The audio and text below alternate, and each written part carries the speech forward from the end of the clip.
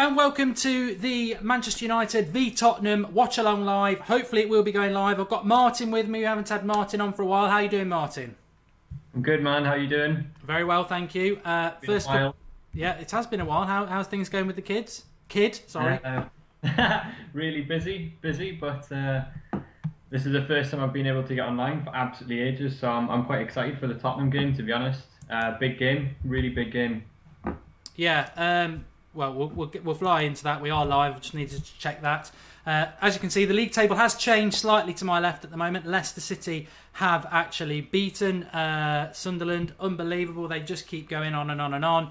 And also, so they're on 72 points, 10 clear of Tottenham. We knew Tottenham had to win today. I'm really excited about our next two games. Tottenham, obviously, today. They've got to win. We need to win. I think it's going to be interesting. And then, obviously, West Ham in the Cup on, I think, Wednesday night at 8 o'clock. I'm going to try and get this live comment box up. But, Martin, have you seen the lineup? We'll get into that first of all. Yeah, really happy not to see Fellaini in there. Really happy. I think it's good to see Fosu-Mensah in there as well. I was a bit 50-50. I would have liked Darmian back in, but I thought Fosu-Mensah actually came on, played really well last week, so probably deserved a spot. I think the big thing for me, and it's been week in, week out, and that's really not seeing Memphis in there. I know he's been hit or miss, but you know, back end of the season, we're not really playing for that much. Yes, we're playing for top four, but we've got a £25 million, winger that we need on the bench week in, week out, and he keeps going with, playing the same system. I know we want consistency, but I still think that Memphis needs to be given a chance.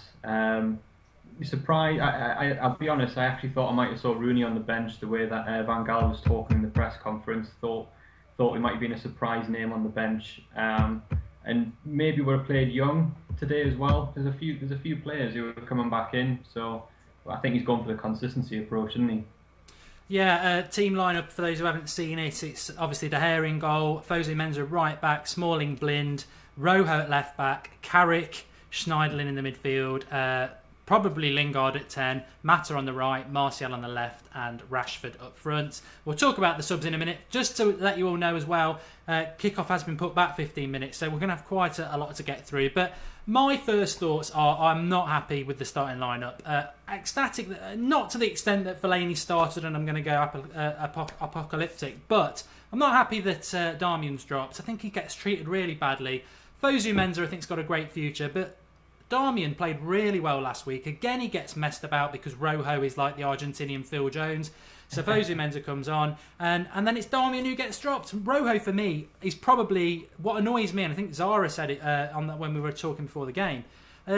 He gets subbed off. Rojo is clearly going to be one of our subs today, wasted, because he'll have to get subbed at 60 minutes. I mean, we haven't spoken about this, Martin, because we came on live, but we'll talk about Carrick in a minute because I love Carrick, but the Darmian thing, is it weird? We have got the live comments section up as well at the moment, which I will obviously be alluding to. Well, you look at the starting lineup and, out of all the players that we signed this year, again, Darmian on the bench, Memphis on the bench, it echoes that thing that we've talked about so many times, that he doesn't trust his own signings. You've got an experienced Italian international right back sitting on the bench. Yes, he's going for the youth side with Fosu-Mensah, but Darmian's fit. He's a starter in the Italian team. He's got to be a starter for us. And I agree with the Rojo thing. Rojo's not a left back, first and foremost. And I actually don't think he's been good enough all season when he has come in. Yes, he's been rocked with a couple of injuries, but he's shown nowhere near any consistency, and I think he rushes quite a lot, and he's just not as great as he was last season. We don't really have anyone else to play instead of him, but that's where I might have played Young. I don't know, might have played Valencia. There's so many options we could have done in the back four to allow Darmian to play, but I think it's more a case of he's covering the left back before he's looking at the right back. To me, Darmian comes on for Rojo in the second half, and that's how he gets around it. But I'd probably rather see Darmian playing at right back. Yeah, just to update you as well, the kickoff is now back until 4:30. So just stay with us. We've gone live. We probably shouldn't have done, but we have gone live. We will be live until all the way through until final whistle. So we'll have to think of some things to talk about. We've got quite a lot to talk about, but it is back to 4:30 at the moment. The next thing I want to talk about is Carrick. I've been a massive fan of Michael Carrick for a long time, as a lot of people will know. However, what I would say is that for the first time in a long time, I was listening to you lot last week and what you were saying. I just think he's a bit slow, and I think when he came off the pitch against Everton, and we got Mata in at number 10, which I think is really important. Herrera on Schneiderlin, it suddenly was a lot quicker, a lot more dynamic, and I think against Spurs away from home, we really needed to be quick and dynamic and tenacious in the midfield. We're not going to have that with Carrick. We're going to sit back, and for me, I don't know what your thoughts about Carrick in the general sense are, Martin, but for me, this means straight away. I mean, Andrew Ellis says Carrick will get roasted. Don't think he's going to get roasted. What I think it means is what I tweeted before, is we're not going to go toe-to-toe with Spurs at all. We're going to sit back. We're going to soak up the pressure. Our defence is very good. Carrick's going to sit very deep. Don't expect us to go toe-to-toe. I think we're going to sit back and let Spurs have a go. Try and hit them on the pace, on the break, which could work quite well.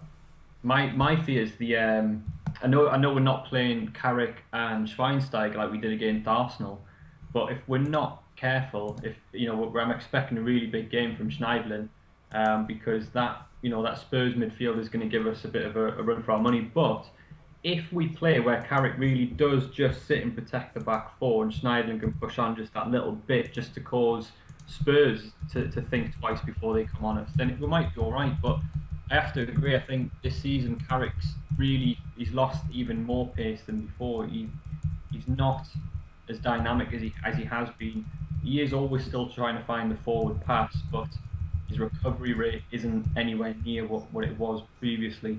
I think we've seen a big drop in that in him. But there's no denying his quality. If he's actually on the money today, then he'll be absolutely spot on. I'd rather have him in the team than not in the team, if you know what I mean. So it's hard to sort of say don't start him, because when he hasn't played, we've got nobody looking for those forward passes. So to me, he has to start, but it does mean there's going to be that element where we're going to be sitting back.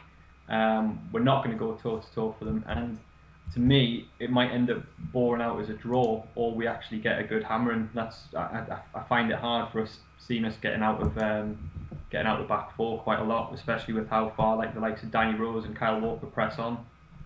Yeah, apparently the game, we know it's delayed till 4:30. I don't know why. Apparently it might be something to do with the team bus being stuck. We're parking the bus already, which is what I expect we will do today. There's a couple of things we will talk about because it has gone back till 4:30. Sunday Night Live wasn't on last week. It is on tonight at 9 o'clock. It's a whole new setup, much like this new studio we've got, the Draughty Devil studio this is. And we've got the match time thing, which it's hard for me to see. It's near my finger. The match time thing there, what will happen is when the game actually does kick off, hopefully before we all go to bed, we will start the time up there so you can sync with us. I know there's a slight delay. You get that with live TV, so you can actually sync, probably no more than 5 or 10 seconds, so you're exactly with us for the watch along. But it's not the watch along at the moment. We've gone through the side there. I don't really have any other issues other than I want to see Mata at number 10. I don't understand this Lingard at number 10 position. I've not totally given up on Lingard. I think he has got the potential to fill out, and if he fills out, he has got the natural. He's quick. He's not bad on the ball. He can finish. He needs to fill out. I don't think he's a first team player, but and I think Ashley Young, but maybe he's not fit. I don't know. As I said though, the Marcus Rojo pick, I just think we're going to waste the sub taking him off. And I think Carrick is probably. I don't. We talk about it a lot. I don't understand what Herrera does really to not get picked, but. We'll talk a bit about Spurs, Martin, because that is who we are playing. We are at White Hart Lane. They've had a very good season, haven't they? Yeah, they have. They've sort of come on really since Christmas. I mean, no one's really been paying attention to them until really after Christmas, when the likes of Arsenal and City really fell away. I mean, we've never been anywhere near competing for the top. So you've got to look at the teams who haven't performed to really then highlight what Tottenham have done, because they haven't set the world on fire for all season. They've not been sort of like Leicester with the consistency, but they're finishing the season so strong. They've kicked on since Christmas and they've took their chance really. I think last week it was a shame that they didn't get the 3 points against Liverpool, because I do think that they are the only team who can stop Leicester. I think there's absolutely no other team that can stop them. It's Leicester's to lose, and Tottenham just need to keep going really. I mean, I know they're playing us today, so I don't really want them to win. They're sort of speaking there, saying I want them to catch Leicester. But they've been really impressive, and they've got a lot of top English talent in that team. All the way from, obviously, they've got players in defence midfield. They've got forwards, a lot of English talent in there, which is excellent to see, especially with the likes of, you've got Man City who have spent absolutely millions on foreign players. So it is good to see that they've brought their own players through, or they've bought British players. Harry Kane, I didn't think was going to be a success this season. Again, totally proved me wrong. Scoring the same amount of goals or close to as he did last year, and the season's not over. And he's really impressed for England as well. Yeah, Jordan Curley's asking for a shout out there as I click my thing in, because I know that annoys somebody. Effectively, you've just done your own shout out, Jordan, because the live comments is up on the thing now. There's that clicked on. Let's have a look at some of your comments. Carrick and Rojo will be subbed at half time. Good point by Cush there. What I would say is there's quite a few blocked comments up. We do filter it out for some language. So if you are the true Geordie, cut the swearing out because it won't come up. Why is Carrick starting? Says Axe Platform, because Van Hal picks him. Draughty Devil 2-2 today, I think. On the point of Spurs, I'd agree with what you say there, Martin. I think they've been really sort of unlucky in a way, because they are the perennial bottlers. They're like Arsenal, but they've pushed for the title this year. But Leicester are just so relentless, and I don't think Spurs are going to win the league now. I think Leicester have got 3 games at the end of the season where conceivably they could drop points, as Chelsea and Everton. But I think 10 points is a massive gap. They've got to beat us today. Any other year they probably win this title, because Leicester are just a freak really. But you can't knock Leicester. I mean, I do the fancy football, and I've got Schmeichel and Wes Morgan, so that's another 12 points from a clean sheet today. They're unbelievable, and I think it's fantastic for football that they're going to win it. But Spurs as well, as long as it's not Arsenal, I would have been happy this year. I'm looking forward to watching Spurs. I'm really excited, like I said at the start of the show, about the next 2 games. And I'm going to ask you, Martin, what you think is going to happen in today's game and West Ham in a minute, because the kickoff has been put back to 4:30. But Spurs, I watched that Liverpool game last week, and I thought they were going to win it. I know we played well at Anfield 18 months ago, but to say it was Anfield and Liverpool and the Klopp factor and they'd never won there for so long. That last 10 minutes, only one team was going to win it. They really went for it. They're really impressive with their fullbacks. I'm looking forward to seeing today, because I just think the way United are now, we've had so many bad results that I'd rather is play the best teams and let's just see where we are. And we have got some young players to watch out for today. I think Fosu Mensah is really interesting. But if I'm going for a score prediction, I just think a draw suits Van Hal. He won't get sacked off a draw. He can still keep saying fourth is on. I think we've got to win, but I think it will be a draw. I don't know what your thoughts are, Martin. I think I agree. I think it is going to be a draw. I can't see what draw you were saying 2-2. I can't see us scoring 2 goals. The thing that will probably go in Van Gaal's favour is West Ham and Arsenal drawing yesterday. So we're still above West Ham and we're only a couple of points off Arsenal. So a draw today is no real loss to him. Personally, we need to win, and we need top 4. And if he's got any sense about him, he should have saw that result yesterday and gone, right, we'll go toe to toe with Spurs. We haven't got that much to lose, so I'd rather us go and have a go. Do you know what I mean? If we were sitting in 3rd or 4th and other teams are biting on our heels, then fair enough. But we actually need to take a couple of risks for a change. So if I was going to go for a score, I'd say either 1-1, or I think Tottenham might nick it. I think our back 4 is going to have to be, really on their game today. We can't afford to let Danny Rose and Kyle Walker bomb forward past us, and that's where I think, I would have potentially played Ashley Young as cover on either wing. I think the likes of Lingard won't track back, and you've got Martial on the left hand side. It's just one of those things where I think we need to balance our team. So that's where I could even see Valencia coming on, after half an hour. just to sort of shore up one of the wings. Yeah, we are delayed slightly, so we will take a lot of your questions. There's still a lot I want to discuss anyway, but Official Gamer did say there, who's the better player, Fosu Mensah or Darmian? Well, you know, I say it how it is. We do on this channel, and I don't jump on bandwagons. I leave that to Alex. About 2 months ago, he was saying that Herrera is the best thing since sliced bread, and he should be playing over Darmian, and I stuck by Darmian because the thing is, Fosu Mensah, I think, can be a fantastic signing. And to be fair, Van Gaal signed him. And I think he's got so much potential, like Rashford. But he's 18 years of age.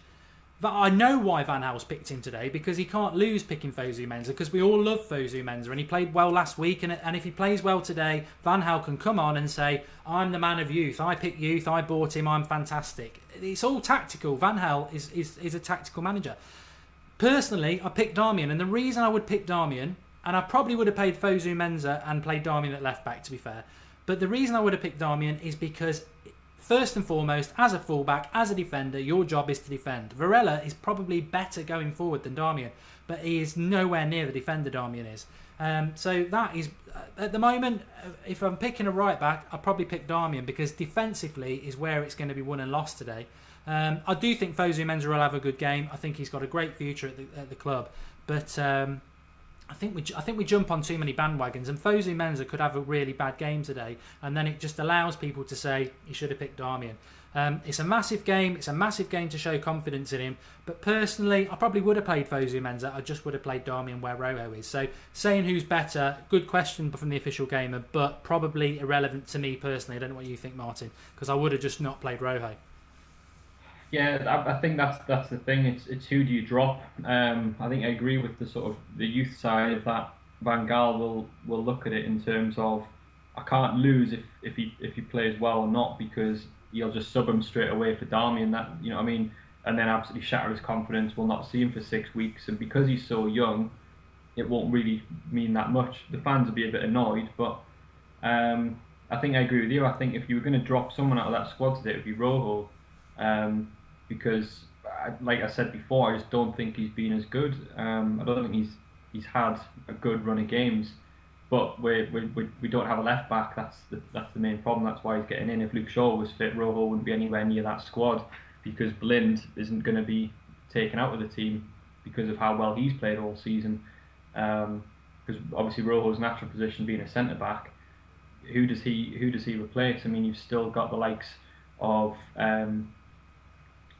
Paddy McNair and players like that who can come into the centre back, but realistically, you're never going to get ahead of Smalling or Daley Blind at the minute. So I don't think Rojo should be starting. I would probably go with you and say Darmian at left back, if Fosu Mensah is going to be the first choice at right back. But where has Varela gone as well? I mean, I don't think he did it. I don't even think he actually played bad to not be in the squad. It was just the fact he was playing out of necessity because we had absolutely no cover. And people were thinking that he was just going to be the mainstay, but there he is out of the team straight away. Pills MUFC says, "Where's my United top?" I tried to wear something a bit more professional when I'm in the studio. And John IRT says Jose or Louis van Gaal, which we are going to talk about in a minute, but we have got another 40 minutes before the game, so we'll chew the cud on a few things. And also give us your thoughts, drop us a like, subscribe to the channel if you're all new to this live comment section box. I think it's fantastic having the Skype thing with Martin up in the corner, and obviously the watch along for the game. Still will do the live match reaction, but that will be on a different stream, which I'll put up the link for later on into the second half. And we will be back live tonight at 9 o'clock with, I think we've got Alex and Joey tonight. So lots going on in the United Stand. Do subscribe, do drop us a like and let us know what you think. We always have the live comment section, but I miss loads of it because I'm get stuck in my own voice. The great thing is you can see what everybody's saying now, and there's a lot of very, very good United fan content on there. A lot of you who've been with us for over a year now commenting, and it's great that you get that forum to join in and be part of it and actually be live on the video section, being a pundit, which is great. And so I think it's great to keep. I think we've got some Spurs fans watching live as well in the comment box. Good. Well, they're all welcome. As long as there's no abuse, you're all welcome to come on. Because, to be honest, I don't have any issue with Spurs. I think they've got to win. We've got to win. Let's see what happens. If Leicester hadn't done what they've done, and you take Leicester out of the equation, I would want Spurs to win the league because I can't stand Arsenal, which makes us friends straight away. And I don't want Man City to win it, obviously. So Now, welcome to Spurs fans if you are coming on. Let's not get negative. But if we get top 4 with an FA Cup final, a lot of people talking about this top 4 thing. I do want to talk about that, but throw us some questions as well, because we are on for another half an hour. But I suppose the big one, we've talked about the lineup. We'll come back to that maybe a few minutes just before the game again, Martin. But this, Lou Van Gaal, to me, recently, the last 2 games especially, he's got a smile on his face that suggests he knows something. I don't think it's a smile because he knows he's going in the summer, because he's got a 3-year contract. I think he's got a smile on his face because somebody said to him, your job's safe. I can't believe his job's safe if he doesn't get top 4 or an FA Cup win. I suspect his job may well be safe if he gets top 4, which we put out on the United Stand Twitter account this week. Would you take top 4 and keep in Louis van Gaal, or would you sacrifice top 4 to get Jose Mourinho? And I think actually the majority came out with about 70% would rather get top 4. I think that's short-termism. But Martin, what are your thoughts? Because I'm in the minority. The worst thing is that if we don't get top 4, he's staying anyway. We can't win. Van Gaal, do you think? Yeah, I I've not been on for the past a good couple of weeks, but you just see what's going on in the media. I just think that if we were getting Mourinho, if he was coming, there would be so much more solid information. To me, it's just those crap papers, the likes of the Daily Mirror, Daily Mail, Sunday, whatever it is. Every couple of days, they've got a new Mourinho story to Man United, and I just don't believe it. I just, he says he wants to stay in England, but he hasn't got any firm offers. I'm sorry, if he knew he was coming to Man United, I don't think he'd be in the press sort of speaking out publicly. I just think he would be lying low, waiting for the time. And you're right, Van Gaal looks far too relaxed for the whole thing. I still think there's a lot in it. The fact that Giggs is probably going to be ahead of Mourinho, whether people like that or not. I've said it months ago. Why is he there? Why is he staying when he should have been going out to manage other places, get some experience? So many clubs that he could just walk to and become manager of. He could have gone and took over in there. He could have gone to Swansea when they got rid of Gary Monk. That would have been ideal for Giggs to go to, get some experience, disappear for a couple of years, and then people might have started thinking, yeah, he probably would suit Man United. But why would he be staying and watching the absolute devastation that's happened to our squad over the past couple of years? So I do think that he is ahead of Mourinho. I think Mourinho, the way that he was speaking yesterday, looks as though he would also fancy a national team. I reckon after the Euros, there's going to be a handful of teams where he could potentially walk into top European teams, international European teams, where he could actually go and do a job. How long's Roy got left on his contract? Has he got until the next World Cup qualifiers? Hodgson, yeah. Yeah. Just a little update there. Tottenham are out on the pitch training, and United have just turned up, so we've not got the best preparations, unfortunately. Happy birthday, Sabir Mahmood. You wanted to shout out there. There's some really good comments coming through in the live comments section. We will try and get through some of those. A lot of you, I think, from all over the world, United fans, which is what United's all about. So if you just stumbled upon the United Stand channel, we are the fan channel, 100% independent, all about your fan views, and we do say how it is. And I'm about to say something very controversial, so hang in there. But do subscribe, get commenting. I would sacrifice top 4 to get Jose Mourinho. I had this argument with Drawty when we were setting up the studio about an hour ago. Saying, well, you should always want United to win. I don't think I'm sat here saying I want Spurs to win. I'm not saying that, because I'm not like that. I want United to win. If United win 4-0 today and Rashford and Martial are fantastic, great, and you'll be watching us live, and the reaction, I won't lie, I'll be there going mad about it. But if you're asking me, if it's on the plate now, and somebody said, Ed Woodward decided to ring Mark Goldbridge and said, Mark, let me just tell you, if Louis van Gaal gets top 4, he's staying. If he doesn't, I'm getting Jose Mourinho. What do you think about that? I'd say, I hope we don't get top 4, because it's short-termism. We had top 4 last year. We went in the Champions League. We were an embarrassment. He doesn't understand the Premier League, Louis van Gaal. He's been here nearly 2 years. He still doesn't understand the Premier League. He plays bad tactics in the Premier League. Look at what Leicester have done. It's quite simple, really. 4-4-2, get people into the box, and passion, forward thinking. He won't do it because he's a European manager who's, he's got one foot in the grave, his football career, essentially. He's not going to change the way he does things.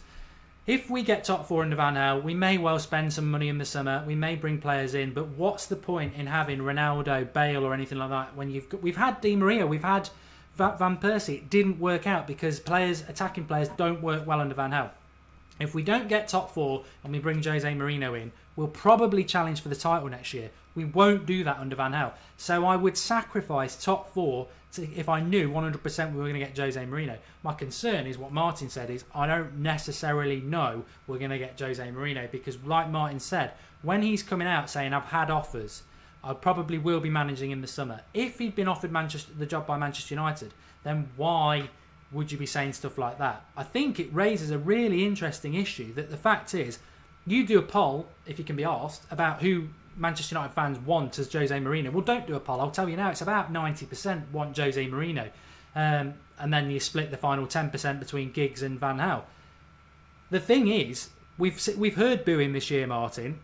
If we don't get Jose Mourinho, I predict that we will probably continue to decline the football and everything, whether it's Giggs or Van Gaal. The trouble is, the fans aren't stupid. The fans know that Jose Mourinho basically wants the Manchester United job. If we don't give him the job, we miss this opportunity. I think the club's going to have all sorts of problems from the fans because we know Mourinho wants the job. If Mourinho's not the next Man United manager, I dread to think who is for the next couple of years because Mourinho will go somewhere else and we'll be in that same phase we were when in the Moyes sort of period where all of the best managers are at clubs already or have started projects. You know, Pep's gone to City, Ancelotti's going to Bayern Munich. You know, I mean, even Chelsea have already put the foundations down and brought Conte in. I mean, I don't know how proven he is. The next manager who will be moving at some point will be Diego Simeone. Do you know what I mean? If we've gone for sort of Giggs on a 4 or 5 year contract next year after Van Gaal, it is a massive fear that our club could decline so badly. I mean, we have been in decline. We've been in decline, you know, for a good nearly 3 years now. We've spent a hell of a lot of money. We've got absolutely nothing to show for it. I wouldn't even say winning the FA Cup would salvage the season because it doesn't mean anything. We don't really get that much out of it. Top four to me is more important than the FA Cup. But to Van Gaal, the FA Cup was a trophy, which means he's been a success in the Premier League with an English club. And that's where his sort of selfishness is. You will see the difference between the game today and the game against West Ham. I genuinely think that we'll draw or lose today and you'll go all out against West Ham because there's a trophy at stake, and with the teams that are left in the FA Cup, it is a very good opportunity for us to win it. I'm not saying that I don't want us to win the FA Cup because it is a trophy at the end of the day, but in terms of what that means for the next 12 months, you know, Arsenal won the FA Cup the last 2 years. What has that done for them anywhere else? They're all right because they've already got the top four, but it hasn't really kicked them on. It hasn't given them any higher status for players to come and play for them. The Champions League is where it is, and every season when players are available, the first thing they're looking for is which clubs are in the Champions League and who are the biggest clubs. And at the minute, we are neither at the minute, so we can't offer players that kind of platform to play on, so we have to get the top four. I love the FA Cup. I mean, the first match I ever watched was the 1987 FA Cup, Tottenham. I remember it was a fantastic game, 3-2 extra time. Keith Huchin, Coventry, and diving header actually. I love the FA Cup. It's declined a lot over the years, and that's just the way it is. I've got Martin. Let me get Martin back. Lost myself.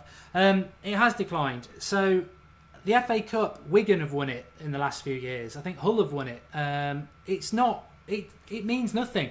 But have no qualms about it. Van Gaal wants to win the FA Cup. He even said it a few weeks ago. I want to win the FA Cup because when we were still in the UEFA Cup, he's obviously won it before because he said, I want to win the FA Cup because it's something I haven't won and it'll be something I've won in England. The FA Cup means nothing. It gets us into the Europa League, which we'll be in anyway, probably through the league position. The FA Cup is nothing, and it should have no bearing on whether Van Gaal keeps his job. If he doesn't get top four, he goes. That's it for me. If he gets top 4, he should go anyway, because we're Manchester United and he should be doing far, far better than that. I'm going to go into the live comment section because kickoff has been put off till 4:30. I think it is still 4:30 at the moment. This is a live watch along. We will be live all the way through until the final whistle. Match time will start to there when the game starts, and what we suggest you do is, the game is on Sky, isn't it? That's where I'm watching it. You watch the game with us and maybe mute your commentary, get involved. That's what a watch along is. That's what we do. So I know there's a lot of you watching at the moment. I'm sure there's a lot of you who've never watched the United Stand before. So while you're watching, do subscribe and drop us a like. We are the fan channel that's all about the fans. Whether you're Manchester United primarily, but if you're a fan of another club, do get involved. There's no hard feeling there unless we're playing Arsenal or City or Liverpool. Match is going to start at 4:30. Live comments. Let's have a look if anybody's asking anything that's worthwhile having a look at. There was a question from before. I forget the name of the person who said it, but it was a good question because we are playing Spurs. Pochettino or Jose Mourinho, who would you take? Martin, I think Pochettino's done a fantastic job at Spurs, and I have been saying for a long time, whether it's players or manager, the next manager and the next players we buy, I think Premier League proven is so important, and Pochettino is Premier League proven. Yeah, it's a tough one because right now I would take Mourinho. In 2 or 3 seasons' time, if Mourinho's still there thinking about going and Pochettino's available, I would replace him with Pochettino. But right now we need titles. We need that management name where players will want to come and play for him. The state that our club is in at the minute, I have to go with Mourinho, but I can't deny how impressed I've been with Pochettino since he's been at Southampton and then Spurs. Really, really impressive. Really attacking, positive football, and we'll see it today. And his team really press high against, whether they're home or away. And it's took a while because he wasn't left with a poor team, but he had a lot of players who were so low on confidence after Bale went, when Spurs went and spent that 80, 90 odd million, bought in 6 or 7 players and just expected them to gel together. So he's done an excellent job there of man management of a lot of players, especially the likes of Chadley and Lamela, who I thought were absolutely piss poor to turn a phrase, but actually the way that he's had them playing in that system, they've been absolutely excellent.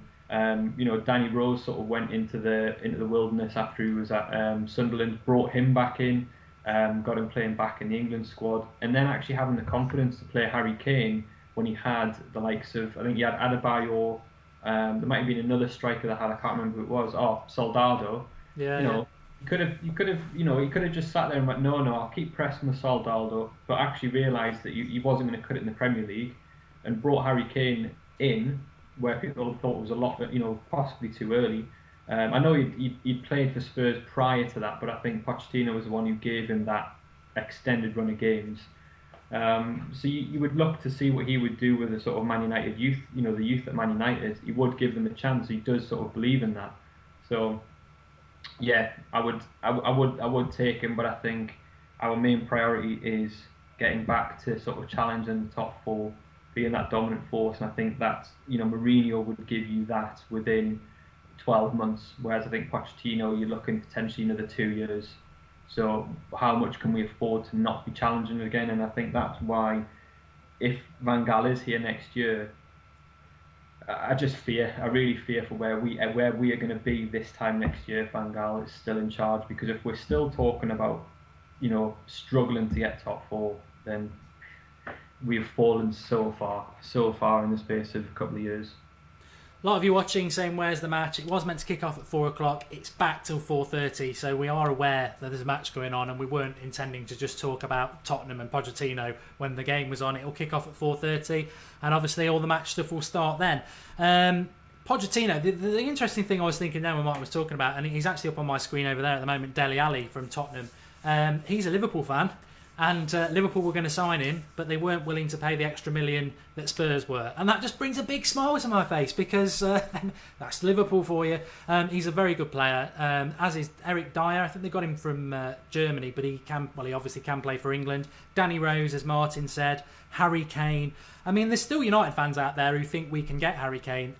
He's a Spurs fan. He's playing for his boyhood club, and they're going to be in the Champions League. I can't see it, and I think that brings me nicely onto Pochettino again. He's building something at Spurs. They could still win the league. They're going to be in the Champions League. We maybe could get him. I still think Manchester United have got a big enough pull, but I don't think we're going to get Harry Kane. Pochettino or Jose Mourinho? I wouldn't be unhappy with Pochettino if I was choosing between Van Gaal, Giggs and Pochettino. If I'm choosing between Mourinho and Pochettino, I would go Mourinho for the same reason when I was talking about Giggs in the week. I think Giggs gets a lot of bad press. If we got Giggs as manager, Scholes would be his assistant, Phil Neville would probably come back. It's the fantasy, romantic, class of 92, know the United way, running Manchester United. The reason I wouldn't go for that now is one, they're untested, but two, the club's in such a bad situation. They've made two massive big mistakes between Moyes and Van Gaal. It's so important that the next manager comes in and makes us challenge for the title within the first 2 years. And Jose Mourinho, when you look at his history through Porto, Chelsea, Inter, Real Madrid, Chelsea, the first 2 years he wins the title, and I think he'd do that at United with the resources we've got. And to be cynical, the football might not be great, but if we can win the title in the next 2 years, it sort of gets us back on top and we can start again. So I would take Mourinho over Pochettino because Mourinho is a winner, and hopefully that will happen. But I'm getting excited about this game. Hopefully it's still going to happen at 4:30, and we'll just have to see how it goes. Let's have a look at live comments. Ryan Giggs, Craig Law said, I don't know, it whizzed through. That's the problem with that.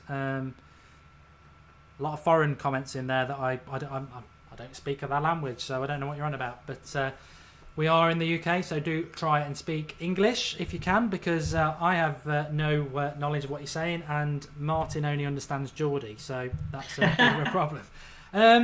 Sunday Night Live, we've got a few comments, a few things we want to talk about, but one of the things I will throw to you, Martin, well, I'm just trying to see if anybody else. Liverpool are 1-0 up apparently, according to Connor. They're playing Stoke. But Pochettino's building a legacy, says Nadim, which he definitely is. Delayed till 5 p.m. we're getting now. That's interesting if that's the case, because we're going to have to fill nearly 50 minutes, which shouldn't be too much of a problem, he says. But almost impossible. 5-3 replay, Belridge. That was a fantastic game. But what I was going to say to you, Martin, was that there was a lot. Apparently, United are putting out for them. I'm not a season ticket holder, so they're putting out the renewals at the moment, expecting fans to renew, not knowing what the situation is. Some fans have said, "Oh, I will renew because I'm a Manchester United fan of many years. I've got to keep going." And others are saying, "Well, I don't want to renew. I don't want to renew when I don't know what Louis van Gaal's going to be." I mean, where would you stand on that? Is this for season ticket holders? Yeah. I mean, you see what's going on with Newcastle. Do you know what I mean? I the city I live in, and you will still get Newcastle fans who will be, chomping at the bit to get their season ticket. It comes down to a labour of love, and I think you are going to have your Man United season ticket holders who've been season ticket holders for the past 10 years, 20 years. They're just not. It'll become a way of life, for them to do on a Saturday or a Sunday. I think the people it will impact will be your sort of short term in the past 5 years, because it is an expensive commitment to make. I think there will be a lot of people who don't take up the season tickets, but I think you'll have a lot of your sort of international fans who have obviously emigrated over here will snap those tickets up. So I just, Man United's too big for it to have a financial impact on them, because if one person doesn't buy it, someone else will. I just don't think we can ever drum up that amount of protest against a manager or against a club. We've seen it with the protests against the Glazers. The club fan base is far too big for it to have a financial impact. So they're always going to be secure. The Glazers, they're never going to be impacted by it. It's the same up in Newcastle. I mean, Mike Ashley, he's not in any debt. He doesn't need to do very much with the club. He will still get fans who will want to come and see a Premier League game, whether they're Newcastle fans or not. I mean, I've even considered it because it's hard for me to get down to Manchester every week. But to go and see live football, I mean, I probably may even consider getting a season ticket to go and watch them in the Championship because it'll be quite exciting to see them. To be honest, it's always good to go and see live football, whether you get the opportunity or not. I wouldn't go watch Sunderland because they're absolutely shite. But I don't know. You're gonna get Man United fans who will drop the season tickets, but they'll get snapped up by others straight away. I mean, I know for a fact if Van Gaal was still in next season and I moved to Manchester, it would be one of the first things I considered. So who am I to say people shouldn't buy a season ticket, because I'd probably take the opportunity. I'd snap the hand off to do it if I could go watch the team play live week in, week out. Yeah, it's a difficult one. I think it's unfair that people have to renew the season ticket at the cost that you're saying there. I mean, it's over between £1,000 for a season ticket, and if you have had to endure Louis van Gaal this year, I mean, football should be entertaining, but definitely Manchester United, that is what Manchester United's about. It's about entertaining football. It's not been entertaining, so I understand why fans might be a little bit reticent to renew it, and it's cheeky by the club, but they know that there's such a big waiting list that people. The thing is, you look at City yesterday; they need to win. They're probably still going to get to Champions League semi-finals. They can't even fill the Etihad, and Manchester United, no matter what, in the league especially, we pack it out every week. And you can't criticise fans for doing that if they want to go to the game. If 10,000 people started turning up at Old Trafford, then the club would sack Van Gaal tomorrow because it is all about money. But I don't think that's going to happen. So for me, I think it's a personal choice. I'm not a season ticket holder either. Since we started doing the United stand, I've probably been to United 2 times in 2 years. I used to go a lot more. It's very difficult to do it when you're doing this. It's a decision I made. But I've got no problems with putting money into the club. If I didn't do this anymore, I probably would go a lot more. I like going to watch Man United. It's the club I support, and you can't beat live football. But I understand that some fans are fed up, and I understand that some fans are fed up with the way the club treats the fans. And the club should listen to the fans, because without the fans, football's nothing. Sponsors won't, sponsors do bring a lot more money in than club receipts, but sponsors aren't interested in a club if it's got no fans to sell merchandise to. Unfortunately, Manchester United are massive, and we will always make money. But I was saying this to Drorty before I came on air. There has been a definite lack of interest in Manchester United over the last 2 months, whether it's on Twitter, whether it's on YouTube views. We've noticed it, so the club must be noticing it, and hopefully they have noticed it to the extent that they will get rid of Van Gaal, because that's what needs to happen. I think as well. I think the club are absolutely dying for them to get an FA Cup final, get some buzz back. Because, like you say, I mean, I've given Twitter a good miss for a good couple of months. Obviously, with having a baby and everything, but still, even when I find time, previously, I spent most of my any free time I had on social media looking at what was happening with Man United or any other Man United fan base, Twitter pages, anything. And it has just sort of died off. People have just got to the point where it's like, well, I'm not excited about the next game. We haven't really got that much to be excited for. And it is probably down to the way that the football that we play. I mean, you look at some clubs who are in a similar position to us. At least they're going out to try and win their games. I mean, you can't really say that we play any game with much conviction and really go for the jugular of teams.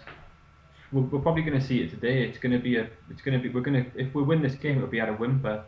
And I think people on social media have got to that point where it's just they're expecting the formality of the same football every single week. I mean, the fact we're still playing with 2 defensive midfielders after 2 years of Van Gaal says it all. That he just hasn't understood what it is to actually play the Man United way. Yeah, I'm just tweeting something out at the moment. I think the kickoff. Have you heard anything else other than that, Martin? I know somebody's. No, I just went on Sky Sports there. I haven't seen anything to say that it's 5 o'clock. The players are obviously warming up now. I'd expect it would kick off in 15 minutes. Yeah, it's hard to tell because although they're still in their training kits at the moment, that doesn't necessarily mean that they won't be kicking off. Well, they could just go off and put their tops on. I'm hoping it's going to be 4:30 because got to set up the Sunday show as well. But yeah, there's nothing else on Sky Sports, and the last update was 4:10. Yeah. So just if you go on the live feed on Sky Sports, so they haven't said anything. No. Okay. So yeah, we're not far off kickoff now. So let's get back into it. Anybody who's watching, 4:30 hopefully. The lineup for those who haven't been with us for 4 hours is De Gea in goal, Fosu Mensah at right back, Smalling and Blind centre backs obviously. Not Darmian, Rojo at left back, and then we've got Carrick playing, bit controversial. Schneiderlin playing in the midfield. Lingard will probably be number 10. Mata on the right, Martial on the left, Rashford up front. So more or less the same sort of team that it should be. However, I would like to have seen Darmian playing at left back because I think Rojo has been poor and will be a sub wasted. For 100%, Rojo will go off around the 60-minute mark.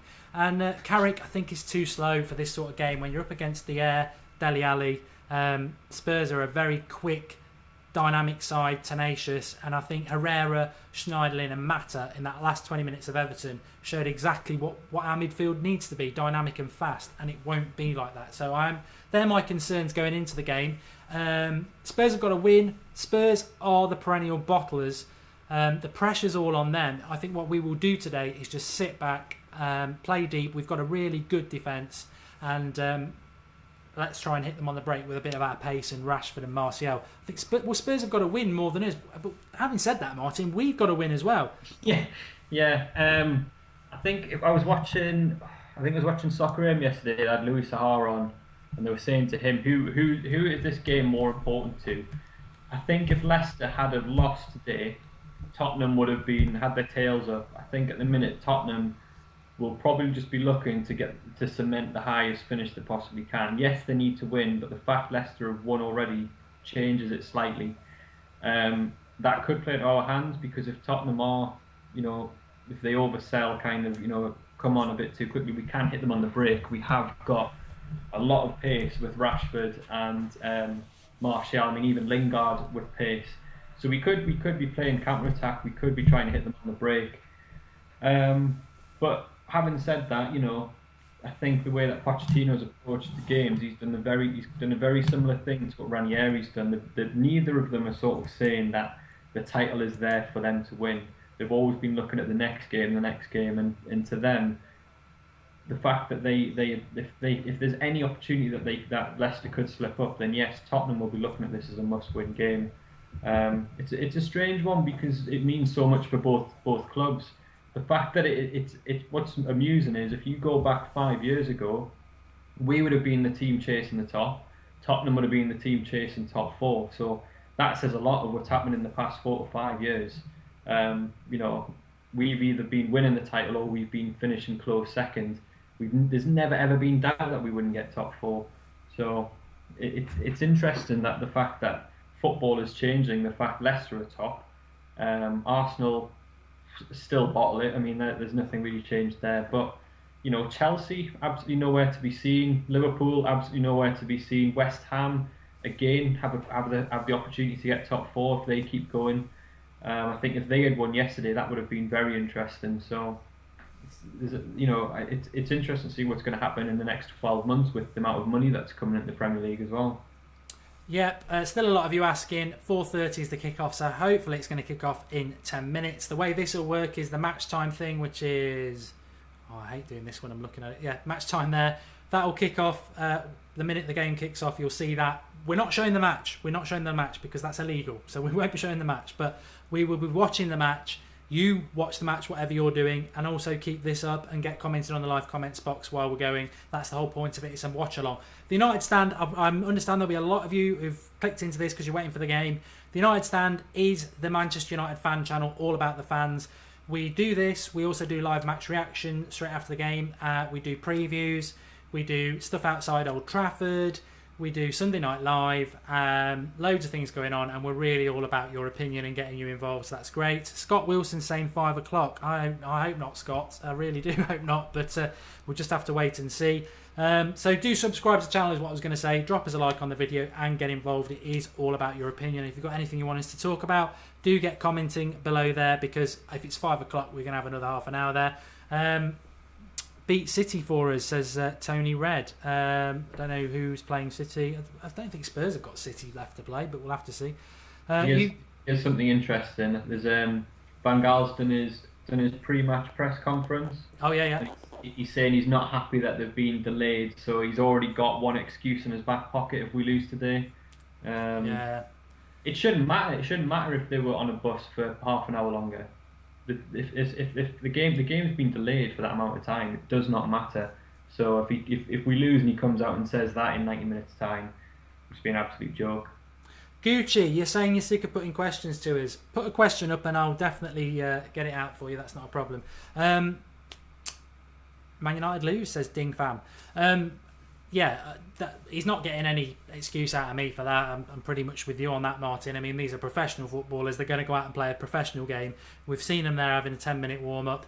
They know what their tactics are. They get paid a lot of money to play football. If Spurs beat us 10-0, you can't say that's because of the bus.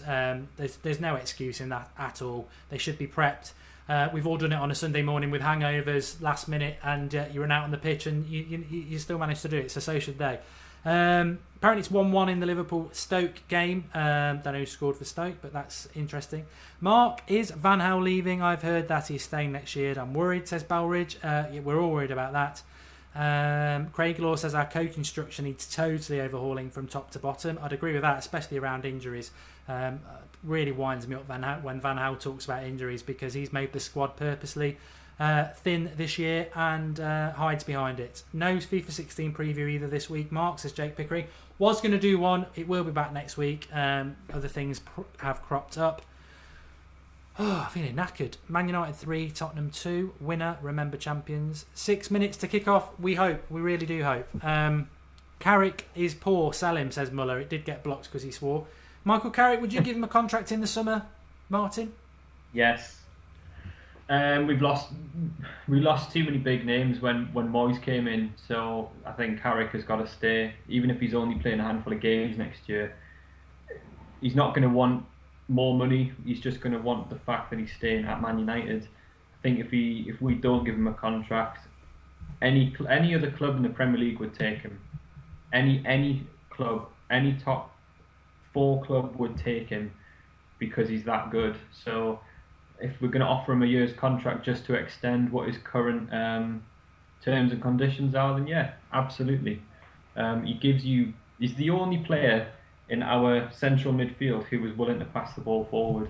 I mean, that says it all, to be honest. When he was injured this season, we were crying out for him to play.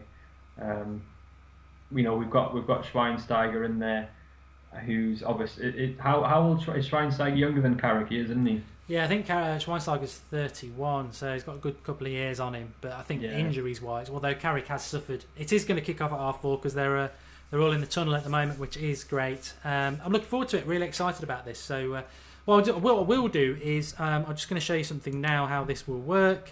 So when the game kicks off, you'll see the clock coming up like that. So we will sync in exactly with what's going on with the game. Watch it wherever you are. If you are 10 seconds ahead or anything like that on Sky or whatever stream you're watching, just pause it to sync in with us so you're exactly with us. What's 10 seconds to be synced in with the United stand and be able to be commenting live on what everything's happening. So we'll stop that for now because it isn't kicking off yet, but it will be kicking off very shortly. Tottenham 3, Man United 0, says Robert Change. Mark, do you know why there was a delay? There was a delay because the Manchester United got stuck in traffic. They've parked the bus already. I did that joke a bit earlier, but I'll try it again. And Louis van Gaal apparently is not very happy about it and using it as an excuse already. You wouldn't expect anything different from him. There's no change to the lineup. It is pretty much the same.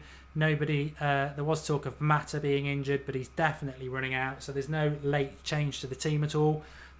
Exciting times. We've got Spurs today. We've got West Ham on Wednesday. Win them both, and it looks very good for Van Gaal. Lose them both, and I think Van Gaal is surely going to start feeling the pressure. He should have felt it already, really. But game hasn't started yet. It will start in about 4 minutes' time. Dylan says Eddie Howe or Louis van Gaal. It's an interesting thing because Bournemouth have scored more goals than us. I mean, who'd have thought that? I think when Moyes got sacked, he had 57 points. We are on, if we go, just flick over onto the league table at the moment, just before we start. Leicester are obviously on 72 now. That has changed.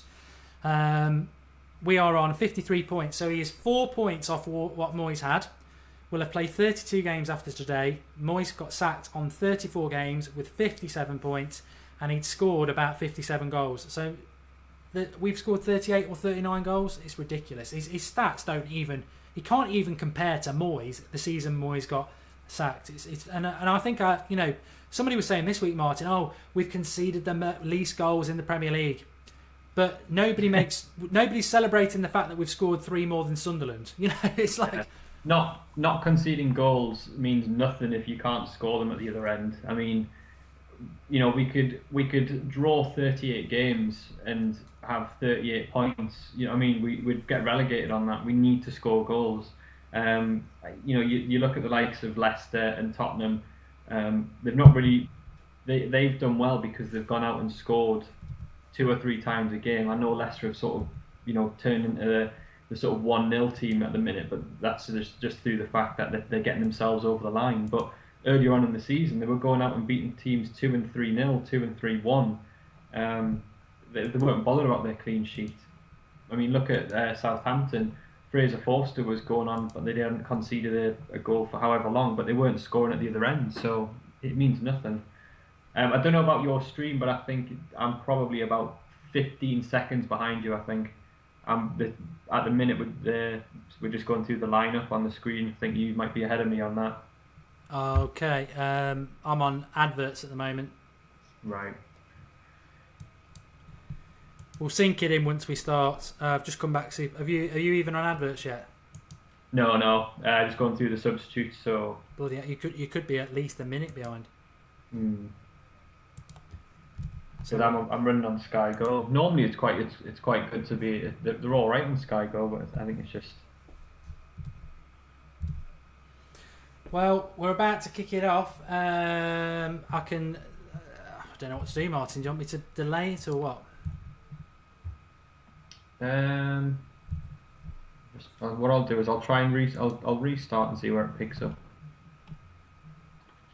It's just about to kick off, everybody. So the second it kicks off, I will start the match time, and we may need to sync it a little bit with Martin anyway. But the whole point of this is it's a watch along, so there will be a slight delay anyway. You won't get what's happening live. So the point is, if you want to watch the game with us, just pause it when the clock starts with us, so you're synced in exactly, and then you're part of the United Stand. You've got the live comment box there. Right. You just get. Wait, but I'm ahead of the adverts now, so I think it's just about to kick off. So yeah. I don't think I'll be too far now.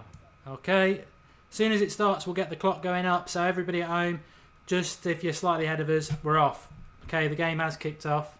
There we go.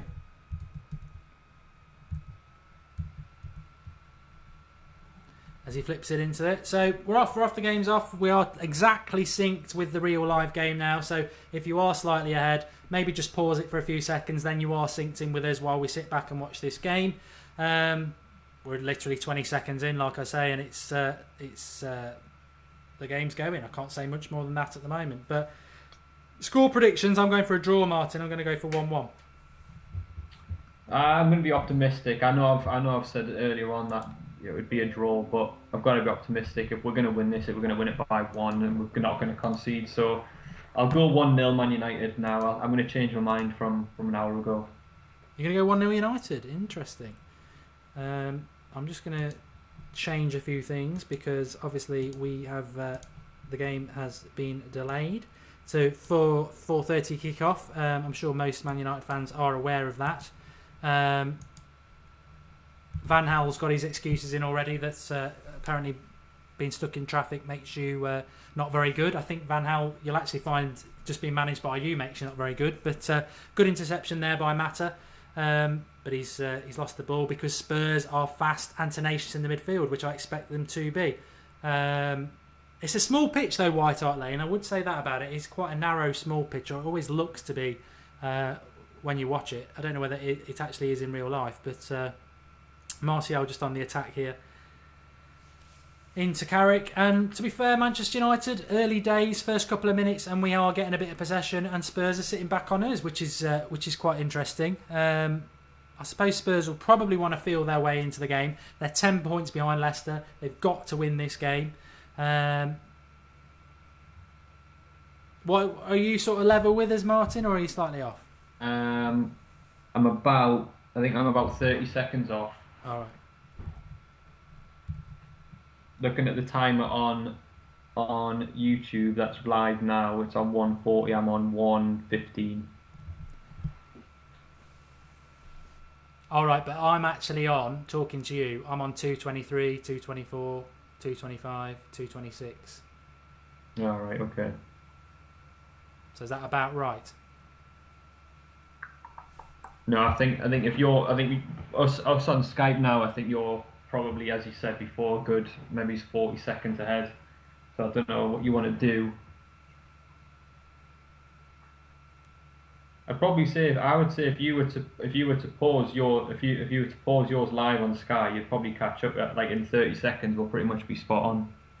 Okay, I'll do that then.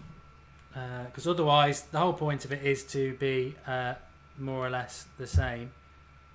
So I will pause it for 30 seconds. So we are going to be slightly behind on the live watch along, but that is the whole point of it, is that we are more or less the same. So I'm at when you get to 3:03, Martin, just let me know, and then I'll start it. You're right though. The Spurs pitch, it always reminds me of the old Highbury. Even the camera angle as well, like close to the pitch.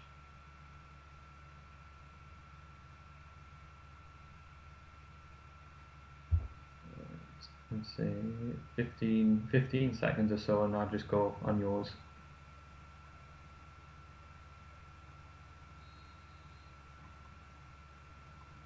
Okay, I'll just go.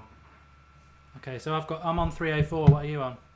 Just behind you, so like literally seconds behind you. But I'd rather, just in case my stream drops, you know what I mean? Yours will be more correct than mine. If mine ever drops on the Sky Go, we're pretty much spot on there. Okay. Yeah, so first 5 minutes is quite cagey anyway between them at the moment. But Spurs are the team. Well, I keep saying this. Manchester United have got to win the game as well. So I'm not going to say Spurs have got to win. And any win's a win. As we know as Manchester United fans, we win a lot of games boringly 1-0. We weren't great against Everton last week. It's 2-1 to Liverpool. That's just flashed up, Sturridge. So I don't think Liverpool are going to catch us. I think they're 8 points behind us, so I'm not even concerned about them. It's just nice when they lose. But we do need to win this. I think if we're going to win it, we will do it the normal way of playing pretty defensive and nicking a goal. It's not great to watch. It's not the United way, but that is what tends to happen. Having said that, Van Gaal did say in the week that our best performance away last season was against Spurs. Just before Christmas, I think it was. We were poor second half, but first half we were fantastic, but I think it was 0-0 at half time. So we need to take our chances, definitely. Martial and Rashford will obviously be the threat. I've not had enough of a grasp, Martin, myself, to see who's playing at number 10. I would presume it's Lingard. I'd like to see Lingard on the right, but he does seem to... I'd say it's Lingard, because Matt is playing, like, he's almost like hugging the touchline on the right wing. I hope this isn't going to be like the season opener where it's 0-0 and it's a scuffed goal either way. Because I was actually looking forward to when we played Spurs at the start of the season. I thought it was going to be a great opener for us, and we just managed to scrape the goal where Rooney fluffed his shot, and I think did it come off the post and then come off Lloris. I can't remember. Yeah, I remember that. Yeah, it's just a chance here for United. Actually, it's just been replayed there. Lingard sort of on the edge of the box shot. Yeah. Definite corner, but Mike Riley's given a goal kick. Madness. I mean, the referee could be a factor. I don't like Mike Riley. He's his number one fan. He's up there with Clattenburg. But yeah, Lingard is definitely playing at number 10. A massive frustration of mine. I do not understand why he does it, but he is. So I'm just going to adjust this time because we are running probably a good minute behind, unfortunately. Martin's having a bit of a problem with Sky Go, but the whole point is a watch along, that you watch it with us, so I want to get the time right. So I'm just going to mess around with that, and by all means, Martin, do talk. Although I seem to have lost that time thing as well. I think a lot of people are still wanting to see Martial up front. It looks as though he's not. He is actually drifting in, and Rojo's pushing on, so it's allowing Martial to actually come in. And when he's coming into the centre, Rashford's pushing out to the left. So I haven't really seen that in the past couple of weeks. I don't know whether that's something a bit different because we're playing Spurs. whether they're trying to push Rojo on to stop Danny Rose getting out. But all the players being in Spurs' half so far, so first 5-6 minutes, I wouldn't say we're on top of the game, but at least we're pushing on against Spurs. If there's people in the live comments saying why are we not showing the match, it's not it's not a live stream for anyone who's expecting the game to be shown on here. Yeah, I've just adjusted the clock now as well, because I suspect a lot of you who will be watching it probably a good minute ahead of us. But the whole point of the watch along is that you sync in with our clock and we all watch it together. We don't have to. We can mute Tyler and that rubbish there, and we can just, as United fans or Spurs fans as well, get involved in the live comment box and also our reaction to the game. So we are synced up now. Match time is about 7 minutes in. I know they're real time; they are a bit ahead of us, but that's just the way it works when you've got a live stream. We want it to be all perfect. It isn't a live. We don't show the live stream of the game. It is all for you to get involved, and we will be taking some of your comments in a minute. Smile Every Day says, "Come on, play the games." We don't do illegal streams. It's a watch along. Listen to commentary here, says HS Sport. That's exactly what we're doing. Martial on the back post. Decent. Well, he probably should have just hit that, Martin, I thought. But yeah. I think United have started slightly better than I expected them to. We've had a couple of good free kicks or set pieces in their half. It's a decent start. Yeah, I would have hit that as well. I wouldn't have... It's, to be fair, it would be tough to take that first time if you're expecting other people to actually get on it before it reaches you. Probably did the right thing actually, just to try and put it back into play.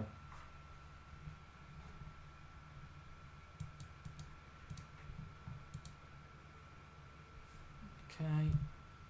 Just for anybody, if you're putting up live streams, we will remove them because it's illegal. So we can't have that, unfortunately. Someone who's come back into the Spurs team as well, who I've been quite impressed with. Someone we were linked with, Dembele.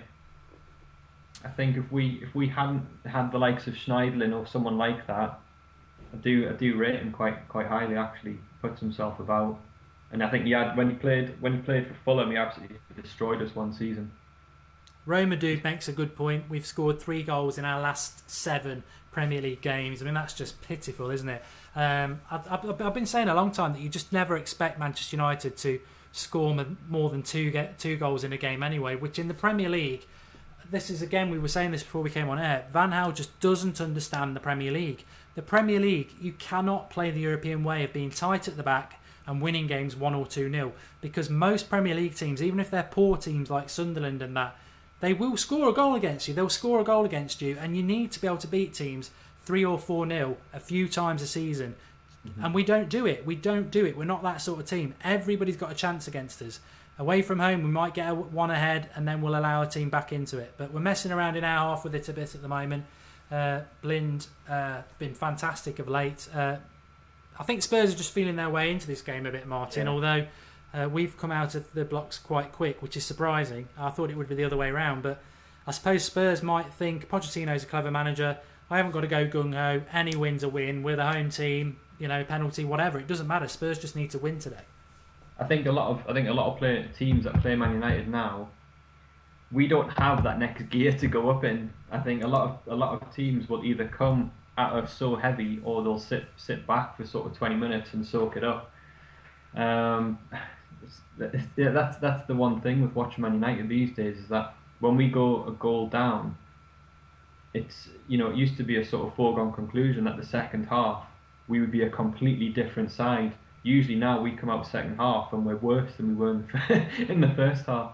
So if we're started this well, I'd expect us to make a couple more chances. We're not going to get that many today. We'll need to take our opportunities. It's Fosu Mensah down the right position there. A nice little interchange into the box. Gets a shot away, always going wide. But he's an interesting player to watch. We were talking about him before the game. Fosu Mensah starts the game. I think Darmian should have started, but I would have played Darmian at left back. I don't think Rojo is anywhere near the sort of player who should be playing at the moment, and I think he will be subbed off around 60 minutes. But Fosu Mensah, for 18 years of old, just like Rashford, absolutely fantastic. Trung says, why is this so late? We've got it. We've just synced it in, mate. We've synced it in with what Martin's watch. It's a watch along. The clock there is there. Just pause it, sync in with us. That's what it is. It's a watch along. So That's the whole point of it. You get involved in the comments section and us watching it as we're watching it here, because you're never going to get accurate streams. We can't do it live for live, so we have to sync it in. That's why we're doing it.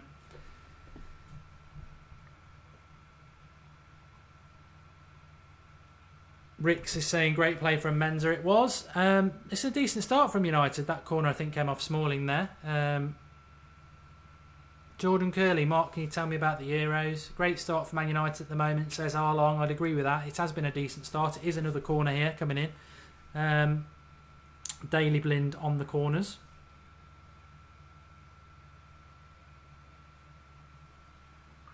Can't remember the last time we scored from a set piece from a corner, to be honest. No, I was talking about that with, I think it was on one of the streams, I think it might have been Joey a couple of weeks ago. And since the days of Vidic and Evra, we've just been very, very, like you say, you just don't ever expect us to score a goal from a corner. And we do have a lot of corners, but they are just a waste of time. I really cannot remember the last time we scored from a corner. Even when Fellaini plays, we don't even, he doesn't even get on anything there. He's awful at finishing. I think we know that, but we're not really a threat from set pieces anymore. So we lose, the amount of like play we've lost in the past couple of years. We used to be a threat from set pieces, taking set pieces direct. You don't even know what I mean, you couldn't even say what our sort of trademark, our hallmark is these days of what we do to teams. It used to be all about pace and hitting teams on the counter-attack, playing fast, quick football. You have the teams like Stoke and West Ham who were always going to be, on set pieces, they're always going to take advantage of it. We don't have anything. You couldn't pin down what our sort of trademark is at the minute. We're just such a straightforward team. Charlie's not watching the game. He's just said, how are we doing in the game so far? Well, we've had 67% possession. We are moving the ball around quite quick, and we've had a good start to the game. I can't lie, we have started really well. I don't know whether that's because Spurs are playing a tactical game of just letting us have the ball for the first few minutes of the game, or whether they are bottling it as Spurs normally do, or they're just a bit subdued. But United definitely have started off the better side. I love Michael Carrick. I didn't think he should have started today. I thought he was poor last week, but to be honest, him and Schneiderlin are dictating the midfield at the moment, which surprises me because Dele Alli, Dier, Eriksen, Dembele, very, very athletic midfielders and should really be dominating our midfield. But at the moment, we started off quite well without really having any clear-cut chances. But I think United would be quite happy with the start. Again, Lingard is playing at number 10. German flag appearing there, no Schweinsteiger, which would have been nice. But Lingard is playing at number 10. Don't really like that. But Fosu Mensah did have a good run in the first early minutes. And we will just see what happens. Apparently it's 1-0 to Spurs, according to Headbutting Guy. Not on this stream, but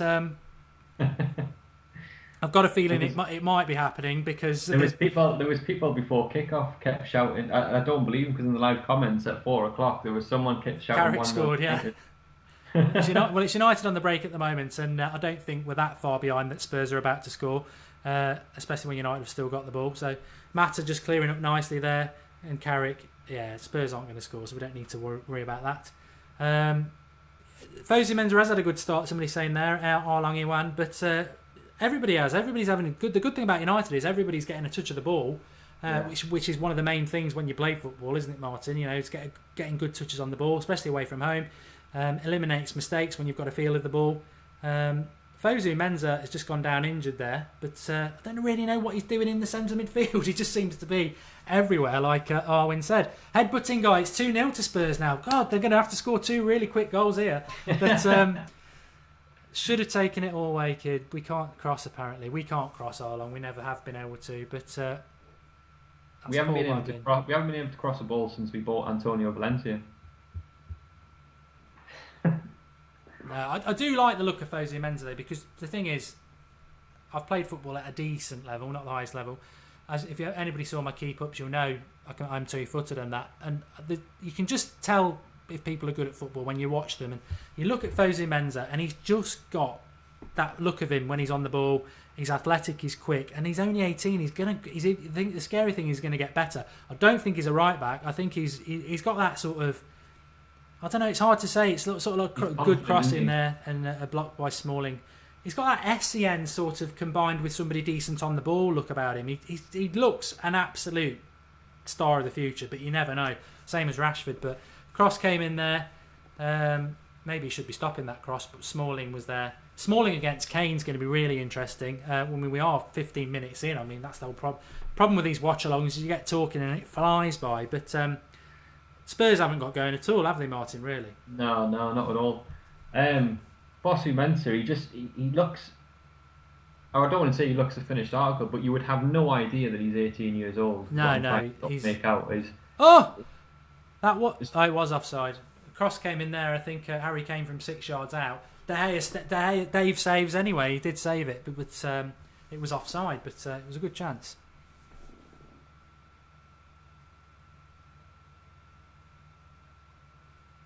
Yeah, it's hard to say whether he was offside because it did flick off Lingard, but... Yeah.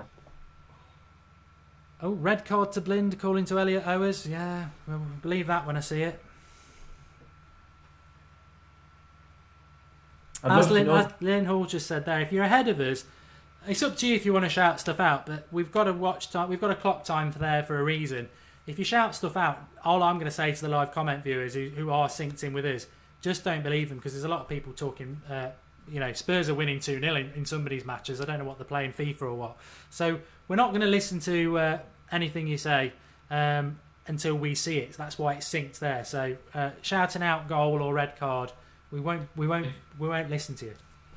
I've got a question. If someone wants to go on Squawker or something like that, I'd love to know what percentage of saves De Gea makes with his feet. Yeah, he's fantastic with his feet, isn't he? He's so good with his feet. And I think I was talking when England were playing, when Forster had to come on for Butland.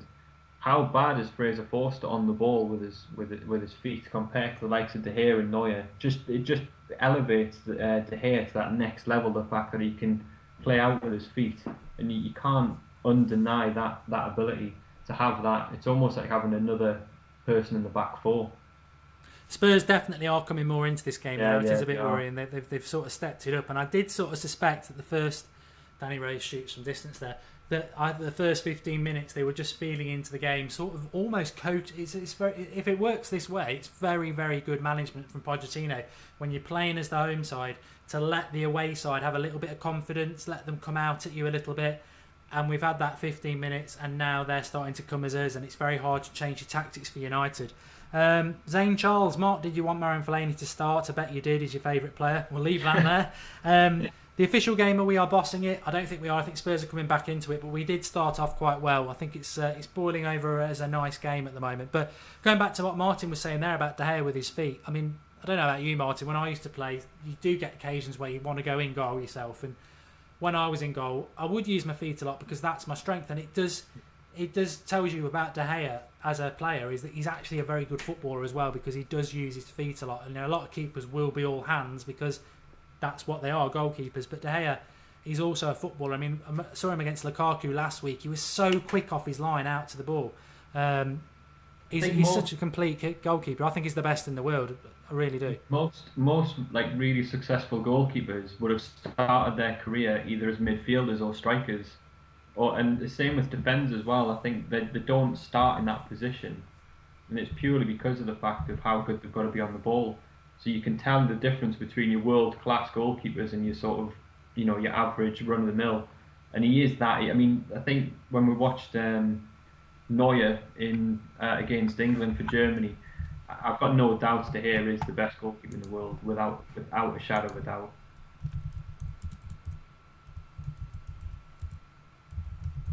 Yeah, some people say Neuer, but I just think, I think Sir Alex Ferguson said it himself. He wanted De Gea because he could see the potential, and I think it was Eric Steele who was the goalkeeping coach. Because we could have got Neuer. I think we played Schalke when he was at Schalke, Neuer, and he had a good couple of games against us. But obviously he's gone to Bayern Munich. But I wouldn't swap De Gea for anything in the world. The interesting thing is, if we get Jose Mourinho as manager, De Gea will stay because they've got the same agent. Yeah. I don't think he's going to go to Real Madrid this year anyway. I think we're in a much stronger position than we were last summer. The fact we've got him tied down during the contract, I can't, unless Real Madrid come in for 60, 70 million. I just can't see him leaving. Well, it's just whether he's got that clause in his contract. It'd be a massive loss. I mean, I don't think he's been as good this season as he was last season. I mean, we got top four because of him last season. He's been very good this year, but if we didn't have him this year, we wouldn't be anywhere near fourth, and that's for sure. But we'll just have to see what happens, really. Yeah. I do. I've said it a few times. I do think it's laughable, though. We're going through a bit of the game, sort of mid-half. I wouldn't say it's boring, but it's a bit all keeping the ball. Although Martial has picked it up here between the back four and the defence. He's in the number 10 position now. There's a lot of interchange in the Man United position. They're switching about. I mean, if you look how far. I mean, Rojo's been on that left wing has been pressing on so far that it's actually allowing Martial to come inside, but they need to get the ball to him a lot quicker. Because he's that one player who will run at Spurs. Somebody saying that the live comments is stuck, but I don't think it is. That was quite a while ago, so they're all fine. Yeah, there's a lot of interchanging from the Manchester United side. I mean, I think maybe that's causing Spurs a few problems. That corner from Daley Blind has nearly hit the bloody sun. Awful. But not that we'd score from one anyway. But yeah, going back to another cross, really, really high. We're just looping crosses in. We may as well play Fellaini, but that's Martial on the edge. Picks it up in the box. People are a bit scared, but they've cleared their Spurs. But yeah, De Gea in his last 2 years, certainly under the Louis van Gaal regime, I think he's been our man of the match easily. I'm not even joking. Easily 70% of our games. Schmeichel was the best in the world when we had him. I'd say he was our man of the match under 5% of the times. Not because he wasn't a very good goalkeeper, but because a Manchester United team, your goalkeeper shouldn't be your man of the match. It should be your strikers, your midfielders, very rarely your defenders and your goalkeeper. But it just shows you that is how we play under Louis van Gaal. It's a very defensive setup. We concede a lot of chances, and that is why the likes of Blind and Smalling and De Gea are consistently our man of the match, because we don't do much in the final third. Spurs are coming into this more. I mean, Danny Rose against Mata here. You do not want that cross, but De Gea's there. I think Fosu Mensah is causing Danny Rose a lot of problems going forward, but yeah. Mata is not going to cause Danny Rose any problems when he's isolated up against him, which he is here. I just don't like Mata at right wing. I never have. And when Rooney's not fit, why is Mata not playing at number 10? He came on that last 20 minutes when Herrera came on against Everton. We moved the ball around quick. We were a lot better. It's just so lethargic. The thing as well is, if we had a out-and-out right winger, we would get even more out of Fosu Mensah, because Mata, he still always has to check back onto his left foot. I just think that we are so unbalanced, and Van Gaal goes on about team balance all the time, and he's the one who's actually picking him to play out there. You'd probably have more options putting Lingard at right wing, and put Mata at number 10. I don't know why he hasn't put Lingard out on the wing. It was an experiment we did in the second leg against Liverpool, which was an absolute disaster, but he seems to keep doing it, and Lingard's just not a number 10. Lingard's a squad player. When Ashley Young's fit, I'd get Ashley on the right. What annoys me about Manchester United is as fans, we can all see we've got good players, but we don't play them in the right positions. Here's Rashford down the right, but Spurs are, I think United are doing well in this game for sure, but Spurs look like they're getting a lot of players back. Spurs just, I don't know what it is. Maybe it's just the way United are, that they sort of nullify a lot of the opposition. Yeah. But Spurs haven't had a great start, and I'm sure they will do at some point. Is Eriksen on the edge of the box? Goes for a shot from distance. That's wide. I don't think he's going to beat De Gea from there anyway, but he is a threat. I think as well, how you're saying there, we're playing to nullify Spurs. That's how Van Gaal plays every game. He's constantly looking to see who have I got in my team who I can put against that person. And that's one of our biggest downfalls with him, because you look at the likes of, we're saying it, we're talking about Leicester. Leicester pick the same squad because they can, week in, week out. I mean, they haven't had that, any major injuries. But they don't play to nullify another team. They play to go out and just beat them off and just play them off the park. And we are look. I mean, we've matched them for the two sitting midfielders. I mean, there's no point in either team playing two central defensive midfielders because they're not really getting on into the game as much as everyone else. Matt CC saying, no idea how Rojo is starting after he got torn a new one by Delafeu last week. My only thought can be that he wanted a balanced left-sided player, but I think Rojo's been at fault for a lot of goals this season. He's also the Argentinian Phil Jones, and I think Darmian's a better left-back, even though he's naturally on the right foot. I think Darmian, we didn't know much about him when he was signed. Van Gaal signed him and has treated him like absolute crap all season. He drops him willy-nilly. He has played a lot of games, Darmian. He drops him all the time, just into the box there, but United are defending well. Spurs still have it with Lamela. Cross comes in. De Gea does drop it. Harry Kane, and we'll get rid of it with Carrick. It was half a chance. But Darmian's played all over the back four, and he's always the fall guy. Last week he played really well against Everton at right back. Rojo was poor, had to go off because he's not fit. Good cross. Lamela! Oh, what a miss! What a miss for Spurs. I think he was he offside or onside? I don't know, but he was unmarked at the back post. You know what? I will say it how it is. It's Fosu Mensah who's lost his man. It is Fosu Mensah and Mata. It's more Mata, to be fair. I'm not going to blame Fosu Mensah because he does. Oh. Fosu Mensah does look, and he should react, but he should have scored right on the back post there from Lamela. In fact, it's probably harder to do what he's done. He's put it further wide than where the ball was coming. He could have had a touch. He had that much time. Couldn't finish his dinner, thank God. But it was a good chance. But going back to Darmian. Last week he played really, really, really well. Him, Smalling and Blind played really, really well against Everton. Rojo goes off as he always does. Darmian gets moved to left back, continues to do really, really well. Fosu Mensah comes on, does brilliant. And then Darmian's the fall guy. He's done absolutely nothing wrong. He's actually played really well. And he gets dropped. Madness. Absolutely madness. And I think Rojo is a weakness. I really do. And talking of which, it's nearly 1-0 there because of Rojo. Kyle Walker just cuts into the box. I thought Rojo was going to bring him down for a penalty. Kyle Walker should have done better and got the shot away. Just very easily past Rojo. I don't think Rojo's fully fitted, to be honest, but I've not really been convinced by him since we bought him, Martin. He's neither a left back or a centre back for me. No, I've said it before the game. I don't think he's done anything anywhere near the season that he did last. I think last season he was playing because of the amount of injuries we had. I don't think he was ever signed as a first team week in week out player. He didn't show much pace there against. I know Walker's quick, but he had a good 5 or 6 yards on him beforehand. Spurs are coming back into it though. We haven't reacted to it at all. No, they are. They just seem to be having spurts of going for it, which is a bit worrying. And I think they've figured out that Rojo is a liability at left back for sure. But they're going to exploit it because he's being pushed on so far. And Blind, if Rojo's not there, the likes of Walker and Dele Alli, if Rojo's up the pitch, I just fear they hitting us on the break.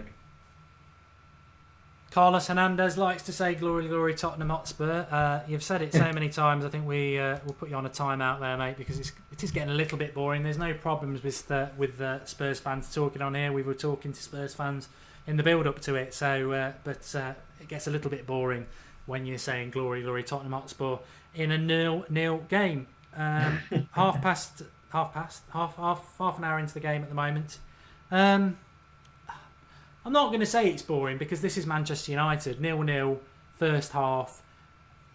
It's not a surprise that it's 0-0. I don't think it's Spurs' fault. It's the way we play. We do grind out 0-0 games. But again, I mean, we started the brighter.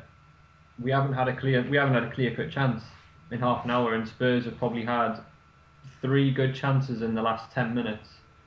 You're spot on. We don't actually, possession-wise, we've done okay, but we don't create chances, like you say. Spurs have had 2 pretty good. Well, Lamela should have scored, and I think Kyle Walker should have done better, but they were both. If they'd been opportunities for us, I think we'd be coming in our pants because it's exciting. Yeah. But and then there was obviously Kane as well. I think it was offside, wasn't it? But it was still a chance.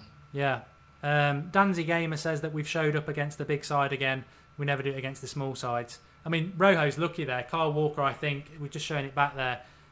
Rojo, that easily could have been a penalty. One, he gets skinned, then he leaves his foot in. He's a liability, Rojo. He's just getting worse, to be honest. Shouldn't be playing in this game. Darmian should be playing, but Spurs will see that as a. I think to be honest, I think Fosu Mensah will get away with it because I think he's a good young talent. But I think by not playing Darmian today, we've left ourselves really exposed down the flanks with an 18-year-old at right back with Mata as his backup, and then Rojo with Martial, who likes to go forward. I think Spurs, if they take that opportunity, which I would expect Pochettino to see as an opportunity, their opportunities are going to come down the flanks because. Yeah, I agree. I think on either wing we're unbalanced.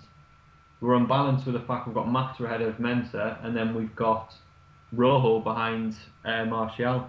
I think there's just what I mean. If you're Spurs there, they just have to keep either have to double up either side of the wing, and they'll keep getting in. Because all you need to wait for is Lamela or Dele Alli to pick up on that, because they're making the runs off the ball and we're just not tracking them. I mean, look where Mata's beat. I mean, Mata there. Abdul says Herrera should have started. I would have started Herrera. I just wanted to see a bit more tenacity in the midfield. Having said that, he'll probably do what he did in the last half an hour against Everton and bring Herrera on. So that's something to look forward to, as long as it's not Fellaini. But Eriksen's starting to sort of pull the strings a little bit, and Spurs certainly are in the ascendancy at the moment. I haven't seen much of Schneiderlin on the ball, I must say. Well, Alex loves Schneiderlin, but I don't think he's had a great debut season. I mean, although, again, treated badly. I don't know why. Louis van Gaal did this last season, so it's nothing new. His signings, he seems to just treat them badly. Very odd manager. That's a good turn by Martial in his own half, and then it's out for a throw-in. What will be interesting is 10 minutes into the second half, if it's still 0-0, he makes defensive substitutions. That will tell everything to me, the fact that we're focusing more on the West Ham game. Because to me, if it's 0-0 with half an hour to go, you bring on Memphis, you bring on Ashley Young, and I think we'll probably see what we've seen all season. We'll see Darmian come on for Rojo, and we'll just carry on sitting back.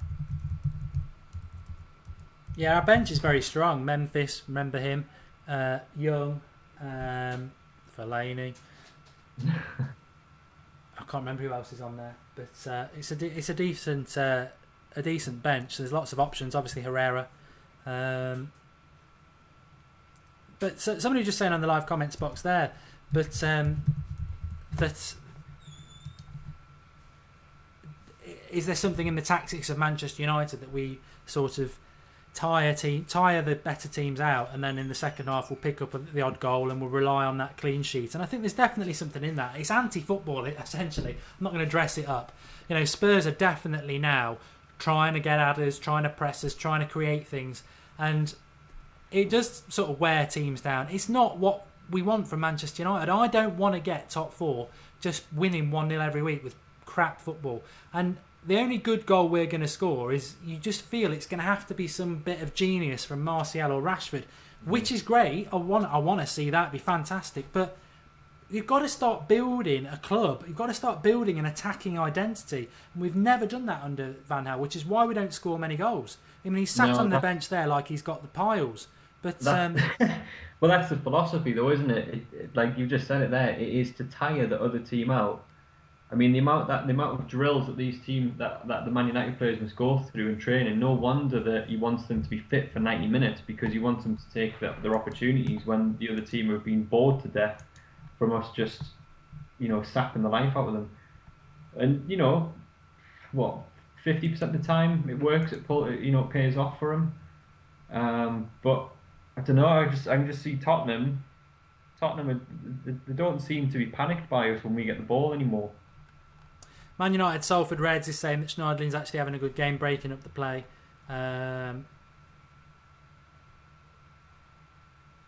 I might be watching something different then, because I don't think he's tracking his runners, but he's not having the influence on the game I'd like him to have. I think the last 20 minutes says it all. Tottenham have come back into it,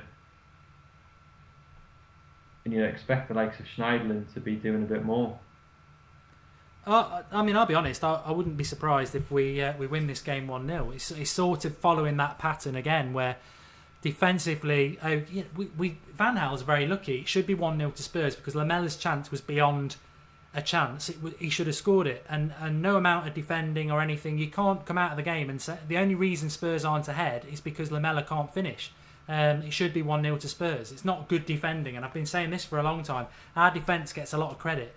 It was good against Everton last week, but you can't say it's a good defensive display if we get to half-time 0-0 because we should be 1-0 down and we've not had a chance of our own. Van Gaal is just lucky. He's been lucky for 18 months. But I think the way the game is developing, Spurs have had a good plan. I think the first 10 minutes they said, come and have a go to get us to come out. Then they've now started to go on the front foot. Unfortunately for them, if it's 0-0 at half time and it's 0-0 after the first 10 minutes of the second half, the crowd will turn on them because they'll get anxious because they know they've got to win. Then it'll play into our hand and then we might nick a goal. And at the moment, I've got a feeling that might happen. But Spurs look comfortable defensively. Yeah. We had a couple of shots, but they were edge of the box shots. 3-1 to Spurs, 3-1 to Liverpool, so they're going to beat Stoke.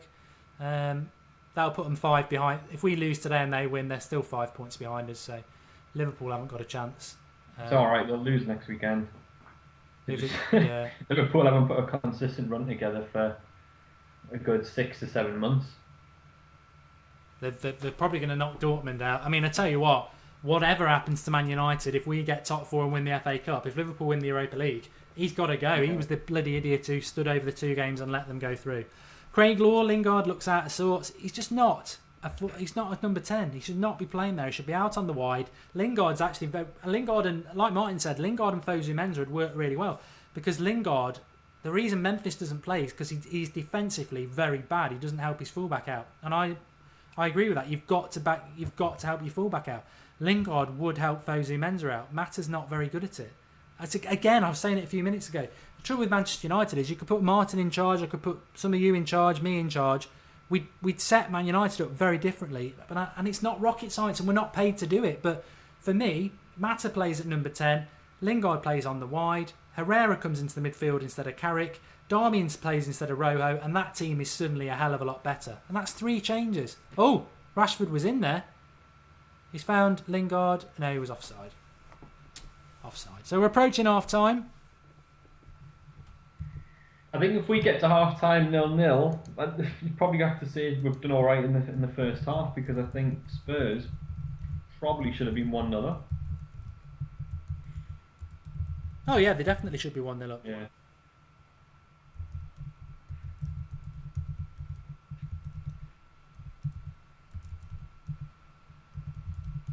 But I don't see what our plan B is because we talked about this before the game started.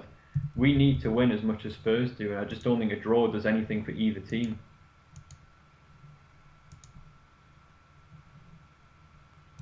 Definitely not. But what were we hoping for? We've got the players and the back four to actually have a go at teams, but we're never going to do it under Van Gaal. I don't think. To be fair, I know. A few months ago it was different, but I don't think we actually have any Man United fans now who seriously want Van Gaal to stay. I just think the problem some United fans have now is that understandably they want us to get top 4 because they want to be in the Champions League. But for me, I would as controversial as it is, I said it before the game, I would sacrifice top 4 if I knew it would mean we were going to get Van Gaal. I don't want top 4 if it means another year of Van Gaal. And I will talk more about that on the Sunday show tonight at 9 o'clock. But I 100% would. I'm bored of this football. I'm bored of. Yeah, we've been okay in this game, but it's not Manchester United. It's just negative, killing the opposition and trying to nick a goal. And the reality is, this game it should be 1-0 to Tottenham. They missed a sitter. I am not going to sit back and say it's a good defensive display from Manchester United because it is not. It's a lie. Spurs missed a sitter. That's why it's 0-0. That a bit harsh, Martin? I don't know. No, no, no. I mean, we're nearly at half time, and we actually I don't think we've had a shot on target. We haven't actually, you know, given Lloris anything to worry about. Um, I mean, Lingard's just got caught offside there. He's playing at number 10. Rashford, Lingard, and Martial are playing like a front three. They are pressing high up the pitch. They press up high, force Spurs to play it long. Fosu Mensah wins it, plays it up front. Then Lingard and Rashford are up front, are offside because they haven't got the energy to get back onside from pressing. It's just, and then Spurs have the possession of the ball with no pressure in an offside position. It's just it defies belief our tactics sometimes, but it's just all about forcing the opposition to make a mistake and not about us getting a hold of the ball and creating anything. Daley Blind's been fantastic though. I mean, it's a good tackle there against Lamela. I mean, he really has come on. Blind and Smalling have been decent. But having said that, if your mentality, as Manchester United's is to keep games tight, not concede, and win games 1-0, which is our tactics. That's gone for a goal kick. Then, if we weren't called Manchester United, you would think that we were a team in the middle of the table, just making sure that we survive and are playing Premier League football next year. That is what has happened to us in the past 18 months. We don't ever look like a team who are going to go out and beat anyone. When I used to play centre back, I remember it vividly. Because the game's gone a bit boring at the moment. When I was playing centre back, I hated when my team were going on the attack, going all out for attack, because you would get exposed because you wouldn't have your right back in position, you wouldn't have that anchor man midfield there to support you, and a lot of the time you would get stuck one-on-one with a pacey striker, and it's all down to you. When you're defending a lead or not trying to go out for a game, like we are at Manchester United, if you're Chris Smalling, yeah, you're a very good defender. If you're Blind, you're a very good defender. But you've always got your fullbacks in position. You've always got Carrick in front of you shielding you. It's not... We have got good defenders, but I would like to see how good this defence is under like a Sir Alex Ferguson side, which is a side where its midfielders get into the box, its fullbacks push on, and Blind and Smalling would be exposed more as defenders. We have got a good defence, but we are a defensive setup is what I'm trying to say. In the fact that if you set up like that, you don't really leave opportunities for the opposition to expose you and leave yourself one-on-one, because we are a defensive setup. So I'm not dismissing that Blind and Smalling are good, but I'd be interested to see how good they are in a side that actually attacks. Because people pick on Man City a lot and say, oh, they've got terrible defenders. But City actually go out and try and score goals. We don't. Yeah, if you go back to when we had the likes of Rio and Vidic, you would always find that when we were attacking players, you'd have Rio and Vidic camped between the edge of the box and the halfway line. That was a good chance for Spurs. Yeah. Cross came in from the right from a free kick. Martial sort of swings at thin air, and that would have been an awful time to concede as well. I think Eric Dier just sort of swings a foot at it, but he should have scored. Yeah, well, he's just slightly... Well, Smalling's lost his man there. So, I'd call that a half chance for Spurs. You see, people are saying 0-0 at half time. It's a good start from Manchester United. I look at it differently because we're not as fans being entertained. It's not something to be proud of, and I would never be proud of a good defensive display anyway, because that's not Manchester United. But the reality is, Spurs have had... They should be 1-0 up at least. We haven't given them anything to worry about, really, have we? We pressed them for the first 10 minutes. We had a go. We haven't done anything else since then. We've just really scrapped with them in the midfield. It's going to be 0-0 at half time. I think there's some record that Manchester United, I think we've only played 32 games this season, but we've been 0-0 at half time 500 times this season. I mean, it's just so repetitive. It's... you know what? I don't think the bookies would even pay out any odds on 0-0 Manchester United at half time. It's just so consistent. I mean, as I said, I think we scored 38 or 39 goals this season, which is absolutely pitiful. David Moyes managed 57 around this time of the season when he was sacked. It's poor, but there's a very good publicity machine behind Van Gaal. to keep him in a job, because he should not be in a job. And this, again, is poor. We need to win this game. And the reality is we're trying to win this game by stopping Spurs scoring and scoring from our chance. I think we do have a very good conversion rate from chances, because we have to. We don't have many chances and we have to bloody score them. But there's not been a chance in this game, Martin, where you'd say we should have scored from that. There've been a couple of shots outside the box, but if they'd gone in, they weren't well hit anyway. You'd have gone, no, that was a worldie. In 45 minutes, I can't really say we've done anything to deserve being anywhere near in the lead. We've had corners, which we talked about before. We don't score from corners anymore, so they're not really a threat. Somebody just said there in the comments section that Mata needs to go into number 10. I think he will do. I think the last half an hour he will make a couple of changes. Unfortunately, we're going to have to waste the substitution on Rojo, which annoys me, because in the last 10 minutes, if it's 0-0, we've got to go for it. We can't just, in the last 10 minutes, if it's 0-0, we can't sit there like we have for that first half and think, let's keep it tight and hope we nick a goal. We need to win this game. We've got to go for it. I think at some point he will take Carrick off. I hope. Carrick's doing quite well. I hope he'll take Carrick off to get Herrera on so that we can be more dynamic in the midfield, get Lingard on the right, put Mata at number 10 and have a proper go. But Rashford, as against Everton, I've got a lot of time for Rashford, but he's the invisible man. He's like when Rooney's played up for, the number 9 position for Man United is a graveyard shift. You are the invisible man because you... Go on, Martin. There's 2 or 3 changes, as you said, those ones there. The other option is take Rashford off, put Martial up front, bring Memphis on. You could potentially make 2 subs, I think. You could have Memphis on and have Young on. Take Lingard and Rashford off, and it totally changes that attacking 3. Put Mata back in the middle. Yeah, I'd like to see Herrera, but I don't think we're needing them just that much. I think Carrick's doing all right. I think it's more the fact we need to be a bit more of a threat in that front 3. Defence is fine-ish.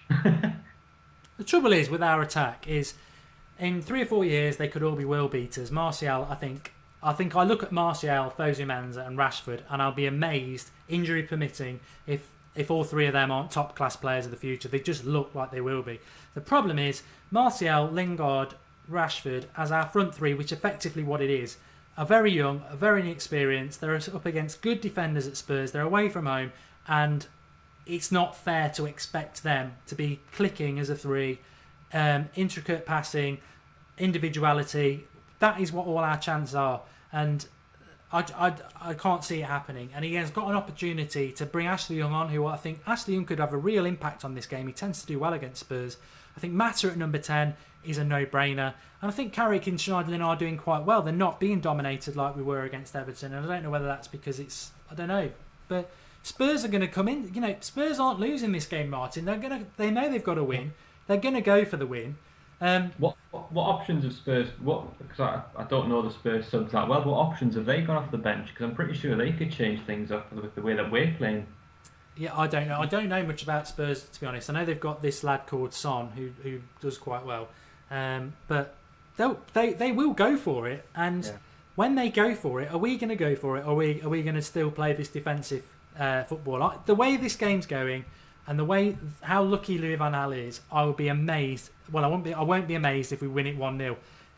It'll annoy me. It will annoy me. I'll be happy to win, but I will be annoyed. I've got to stop the clock because it isn't 49 minutes in. But I will be annoyed because it's boring. It's really boring, and we should be doing better, and we're not. And with the delay on the match, I might have to move to another room just before the second half kicks off, just in case you wonder what happens there. Okay. It's feeding time, unfortunately, and I'm sitting in the kitchen sort of area, so I might move before the second half kicks off. Well, I'm probably going to have a toilet break in a moment if you're all right, just talking for a minute. But I'll set you up with that if that's all right. Or do you want to crack on with that first? I might move first. I'll tell you what. I think I'll see. Just give us 2 seconds. I'll see what we're doing. No worries. I'll crack on with the comment section then. Let me just whack in because it moves really quick. But I can, if I move on to the actual YouTube link, I can read more. Josh Rushbooker, why is he bouncing? Mark Ashley Young is on the bench. He is. how annoying would it be if it ended 0-0 Priest Puncher? I did say a draw at the start. I think draws are the worst thing. I've been saying this since January. Draws are the worst thing because Van Al can say it's a good result. It's not a good result. We need to win. Lewis Smith wants to see Memphis as well. A goal from him in the second half would be big confidence booster.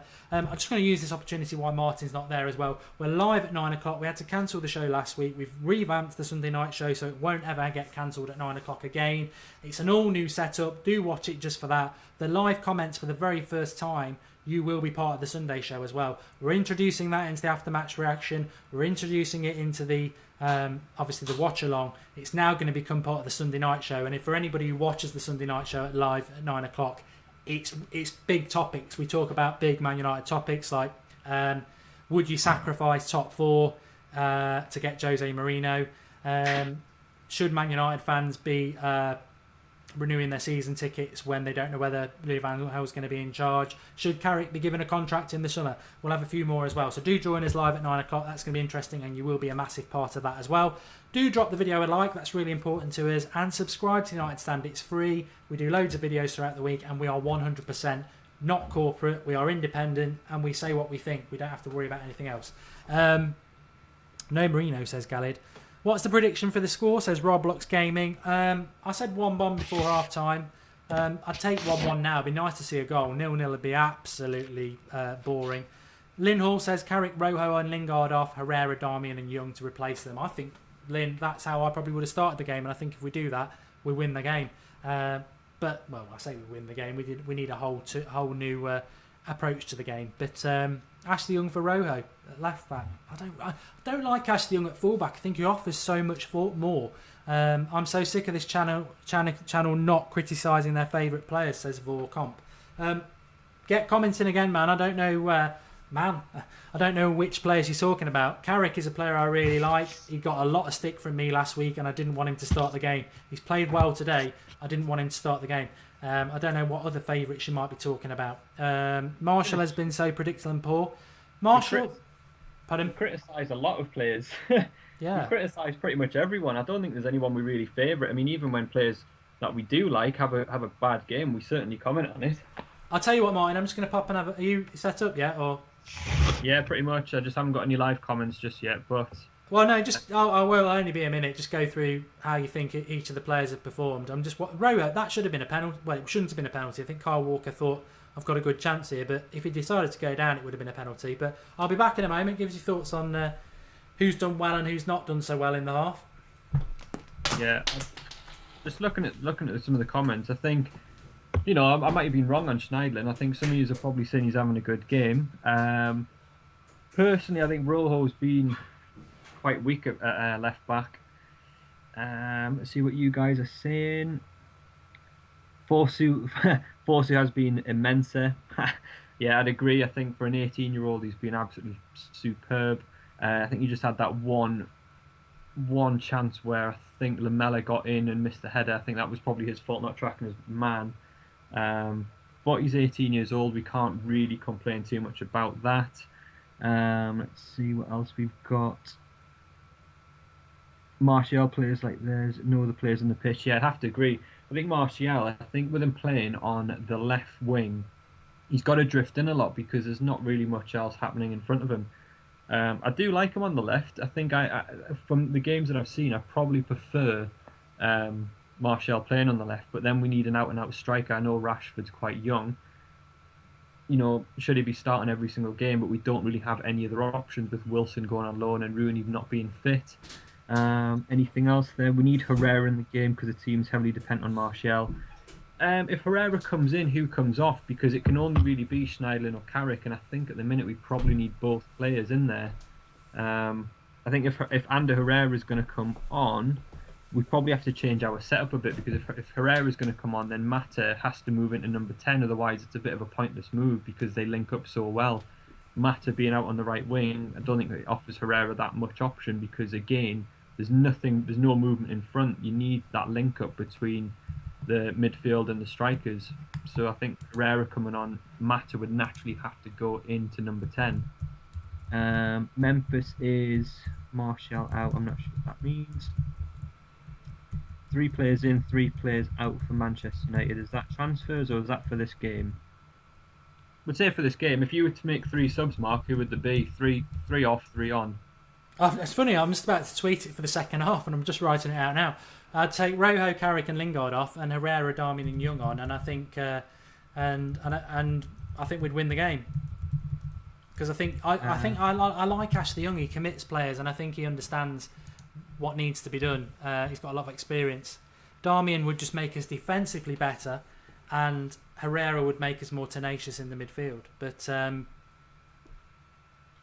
yeah, I think I would. I think if I knew Rojo wasn't going to be done over again by Walker, I'd probably leave him on, and I would make 3 changes up the pitch. I think I definitely want to see Mata in number 10. I want to see Lingard off probably. I want to see Memphis and I want to see Young. I want to see all 3 of them on, but I think Rojo is a bit more of a liability, so I'd probably have Rojo coming off, put Darmian on. I'd probably move Martial to number 9, put Memphis on, and take Rashford off, and I'd probably take Lingard off as well, and have Young on. So Darmian will offer quite a lot going forward as well. We've got to remember that. he would, yeah. And also, I think it's interesting that I think Liverpool have scored 4 goals, and somebody was just saying then, you know, we can all take the mick out of Liverpool, but we all play the same teams, and when do we score 4 goals against anybody? And it's true. We were talking about this in the first half. We don't approach the games to beat teams.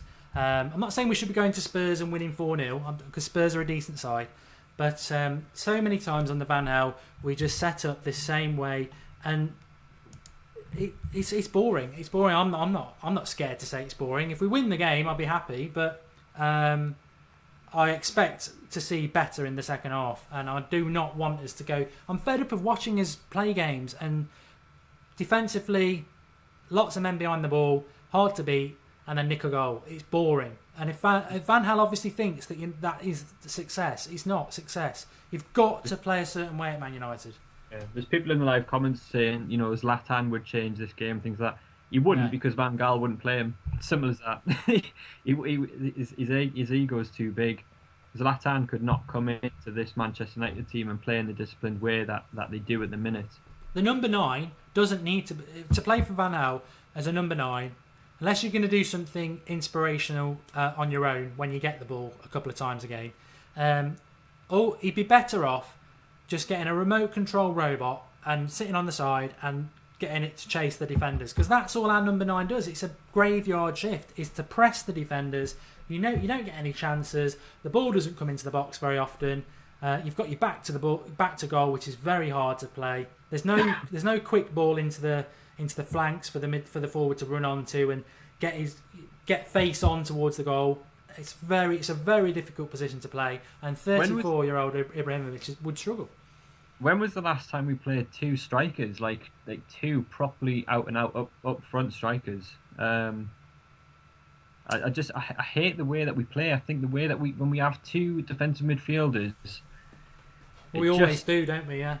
You know what I mean? I think there's certain games where we could drop one of them and just play one, because you've got Blind, who almost plays that sweeper role. Smalling has been excellent. I think there are games where we can afford to play one holding midfielder, and then play 3 in front, and then play 2, just to give us something different. David Mateta, you're not banned. I think you probably just swore or something like that. Apparently Ashley Young's coming on. If he's coming on for Rojo, I don't swear, because you're not. Some of you can't swear on the comment sections, but F off. I mean, that is just really annoys me if Young's coming on for Rojo, because it'll be because Rojo's been bad or Rojo is injured. Both things we said collectively before the game. It's a wasted sub. Rojo should never have started the game. Ashley Young is coming on. I don't know who he's coming on for. If it can't be Fosu Mensah, because that would be ridiculous. Rashford. So he's going to play. So is he? Well, Martial's going up front. It's not a bad substitution. No, if that's what it's going to be. If Young's going to go and play on the left wing, it does give us another option, because at least Young will start putting the ball in the box. I do feel sorry for Rashford though. I'm sat there looking at him on the bench. He's an 18-year-old lad. Herrera, who should be on the pitch, is there, sort of giving him some encouragement. It's funny, isn't it? You can't say we're not on the ball on this channel with you lot. We were just talking about the number 9 position. It's a thankless task. He's done absolutely nothing wrong, Rashford. He's had no ball, and he's taken off. It's not his fault he's been taken off. He's not done anything wrong. He's just not getting the ball. And this is the problem. I said this a few weeks ago. It's all right him scoring a couple of goals, but if he doesn't get any chances, it's very, very difficult, and he can become quite subdued. It's all right. Van Gaal's got his colouring book. He'll be occupied this second half. But I do feel sorry for Rashford, but actually I'm quite pleased that Ashley Young's on the pitch. I'm not one of them people who wants Martial playing up front, to be honest, because I think Martial's better when he's running at goal. And as we were saying before, it'll be interesting this half to see how many times he gets to actually run at goal, because I think a lot of his game will be he's back to goal, and pace means nothing if you've got your back to the goal. We've got to try and get him running onto balls. My prediction is that Martial won't actually have much of a very good half, but we'll see what happens. I'm just about to stop the clock because I know you lot will again be a bit ahead of us, but we will start it and then you'll know where we are. I think at least it's a slightly more positive change, because he could have put Young at left back or right back. Yeah, well, I would have got cross about that. So, it's a bit annoying that Rashford's gone off. He is young, but at least he hasn't wasted a substitute by putting on an attacking player in defence. It looks like somebody's just saying Ashley Young is centre forward. It wouldn't surprise me. Wouldn't surprise me. Absolutely ridiculous. I mean, he played there in the week, didn't he? I think Young will cause problems because he gets the United way and he does try. And Ashley Young has 3 or 4 games a season where he plays like Messi. He has 10 games a season where he plays like Joe Barton, and then he has about 20 where he plays okay. But he always tries. But why? Yeah, why is he playing up front? If you're Anthony Martial, you're sort of looking there going, right, so you're bringing on someone who plays predominantly left wing into forward, and you're leaving me out on the left wing. What sort of message does that sort of put to you as a player? I'd like to retract my statement that it was a decent substitution, because if you're putting Ashley Young up front and taking Rashford off, there's no point in that. You get Ashley Young to play on the wing. You don't get Ashley Young to play up front. He's half the size of Rashford. He's not as quick. He's not as strong. I mean, I've met Ashley Young, and he's about as big as bloody. Well, I was going to say Ronnie Corbett, but he's not very big anymore, is he? Because about as big as Alex. About as big as Alex, yeah. Young up front, as Zane Charles says, absolutely laughable. But the mad world of Louis van Gaal persists. So we are 1 minute 45 into the game at the moment. I suspect all you lot are probably a minute ahead of that, but it's a watch along, so. What does it matter to just be a minute or so behind and be level with all us lot and watch the game with us? That's the whole point of it. Get commenting and we'll shout out some of your thoughts on the game. Martial's still out on the left. Interesting second half. I think it's been interesting. I'd go 0-0 or 1-0 Man United. Have you revised your thoughts, Martin? 0-0. I think unless Spurs make a substitute or they really go for it, I can just see it sitting at 0-0. I don't think that our substitute is going to change anything, because it doesn't make any impact to the right or the left wing. Unless Mata comes in field and Lingard goes out wide, realistically that substitution's meant nothing, because Young isn't going to worry the central defenders any more than what Rashford was. In my cynical interpretation of this substitution, I will say this. Rashford was told in the first half to run his socks off and pressure the Arsenal Spurs defence. Fresh pair of legs, Ashley Young, run your socks off and pressure the Spurs defence. It's not about trying to attack or create goals. It's just about pressing the Spurs defence, which is what our whole tactic is. It's just about preventing Spurs from getting their rhythm going. And when have Manchester United ever been a club, other than this crap tenure under Van Gaal, that spends the whole model of the club is to stop the opposition? And it really does make me sick. And if we're going to do that, if that's the way the club's going to go, then you may as well just get Jose Mourinho, because he's the best in the world at that. So, and he'll win trophies. we don't need a manager who's just going to stop the opposite. I mean, Mata's going to get done by Danny Rose there, but Smalling comes across. You don't need a manager who's just going to spend his whole time stopping the opposition to get fourth place. If you're going to do that, get Marino, and at least we'll win the title. Oh, I thought Smalling had hurt himself on that challenge before. He went into he came out with it a bit strange, but he seems all right.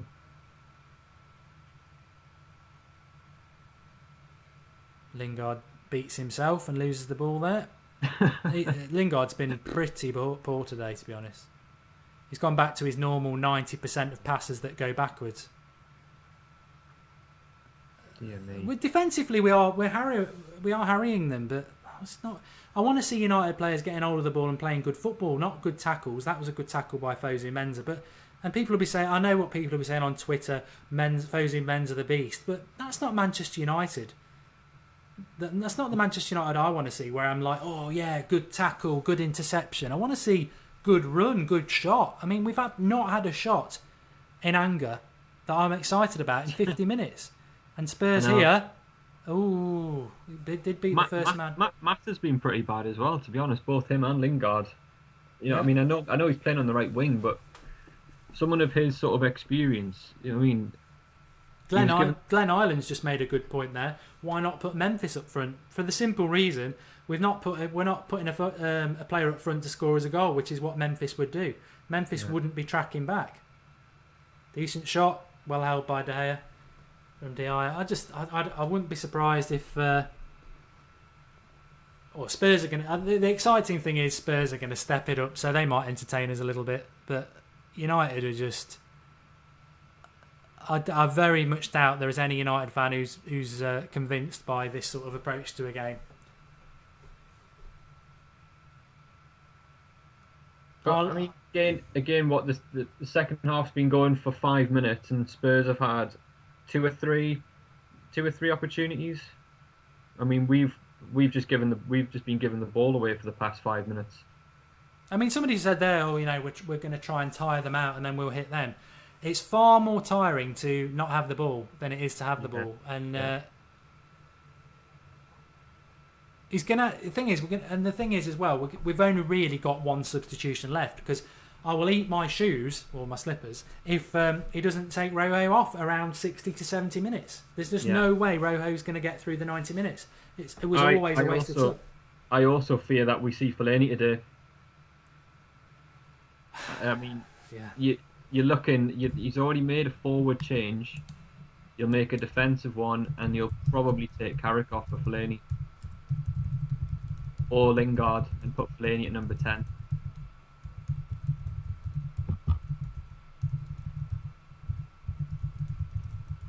Well, Spurs are definitely all of the ball, and we've just gone very, very defensive. Mm-hmm. And I'm not saying they'll score, because we've got a very good goalkeeper and we play a very good defensive way, but we're being overrun though, aren't we, at the minute? We haven't got a share. No. Somebody was saying that in the live comments, I think it was Ireland or somebody, that it's really clever if it works, but there's no real cohesion to the team. People are playing all over the place. Mata's turning up front, Ashley Young's turning up at left back. Ashley Young's not doing what a normal centre forward would do. He's dropping in to receive the ball, but as soon as he's let go of it, he's pushing himself out wide. I mean, who plays centre back for Spurs? Is it Alderweireld and Vertonghen? Both of them easily 6 foot and big units, against Ashley Young and Jesse Lingard, who would get knocked over if it was windy. I mean, it defies belief how we think we're going to score a goal. Unless it's a mistake or individual brilliance, because we're not gonna. That's just madness, absolute madness. The only reason Ashley Young is on the pitch is to press them, but he's got no. We can't play a ball up. There's no long ball, because it's like me defending against a Smurf. I'm going to win it every time. And I was trying to see there. I thought someone had come off the bench for Man United, but I couldn't see who it was. Darmian's warming up. Is it? But that'll be for Rojo. That's the sub we know is going to happen. Yeah. And that'll happen in 5 minutes' time. Yeah.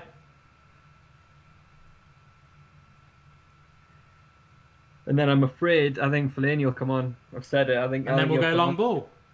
Yeah. And that's where you'll just get Ashley Young to keep chasing the long ball. You'll hope that Fellaini gets on something, but Harry Kane with a shot from distance straight at De Gea. I mean, Harry Kane's had a very quiet game. I'm sure people will be coming out saying, with that, like they did with Lukaku last week, Blind and Smalling had Kane in his pocket. It's very easy to have a striker in your pocket when you're playing on the edge of your box with two defensive midfielders in front of you. I mean, you said it in the first half, Martin. We do it every game. If you play with two defensive midfielders, it's very difficult for the opposition to score. It's a negative approach to a game. If you play with one, what I was going to say, when we're talking about the, this defensive back line under Fergie, I was saying before you'd have Rio and Vidic, whenever we were attacking, would be sitting between the edge of our box and the middle of the midfield line. That's where they would be sat. Gary Neville, Patrice Evra, whoever it was, Raphael would be up the pitch. And if it ever broke, you only had to rely on Vidic and Rio, and that's how good they were because they could recover. With the likes of Blind and Smalling, you've always got the rigid back line, but then you've also got the likes of Schneiderlin and Carrick. It's just such a weird way to see us playing when we're attacking teams that we don't ever fill the box. We never ever have more than 7 players in the box. We never ever overcommit. And when we're 0-0, I know we're not going to overcommit at 55 minutes, but certainly in 20 minutes time you'd think, right, let's go for it, let's try and nick a goal. And he never ever does it.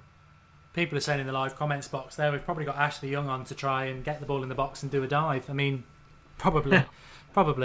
Robox Gaming was saying, when's Rooney back? I think he plays against West Ham. Yeah, I think he's playing under 21s, isn't he, tomorrow? So he might be the. I think he'd be on the bench, won't he?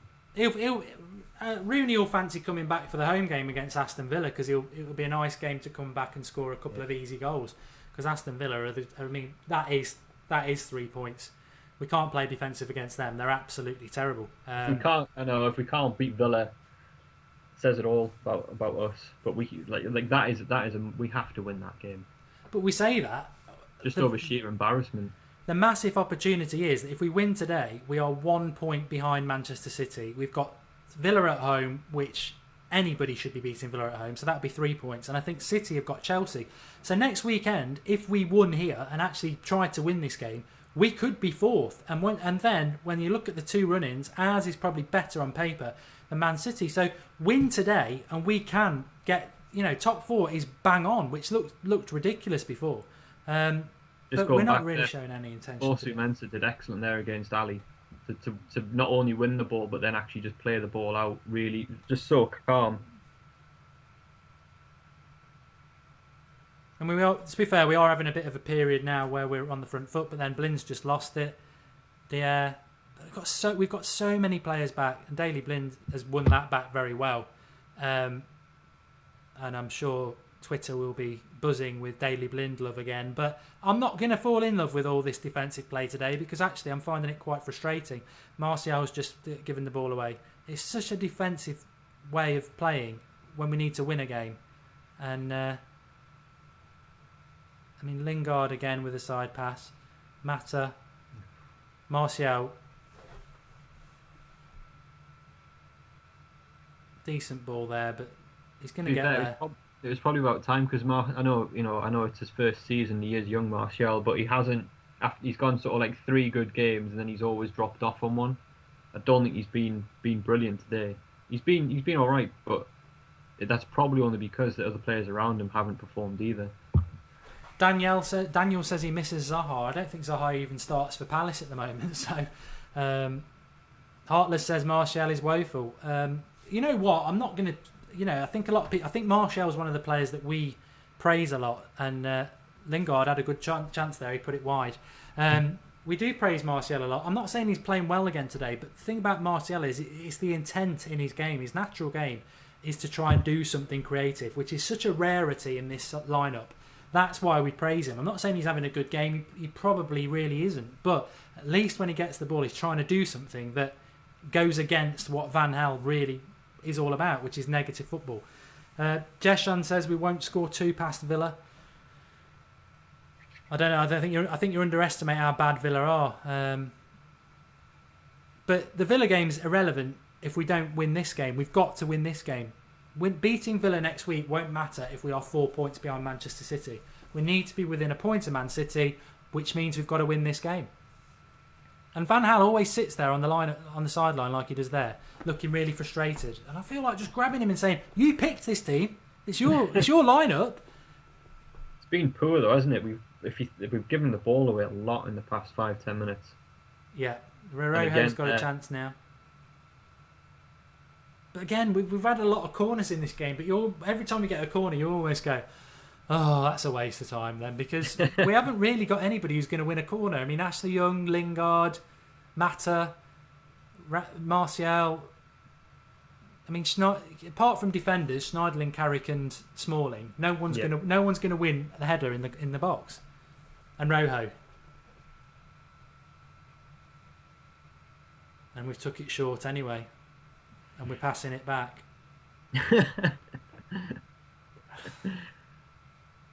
And that's just going to fizzle out now. Oh no, he did find Blind. Spurs will bring it away though. I think Spurs though, they probably are the better team. I think they're going to struggle to score. I think we are very difficult to score against. Yeah, because we're so frustrating. Yeah. Carrick slops that up. He shouldn't be able to catch that. Oh, he has let him catch it. I mean, I don't understand that back pass rule. It just seems to be. We defend like a mid-table team and we attack like, God, a mid-table team. We're just so poor. It's like watching a combination of Stoke under Pulis and West Ham under Allardyce. Yeah, it's poor. And I think for a long time, because we're Manchester United, we were like, oh, it's not that bad. But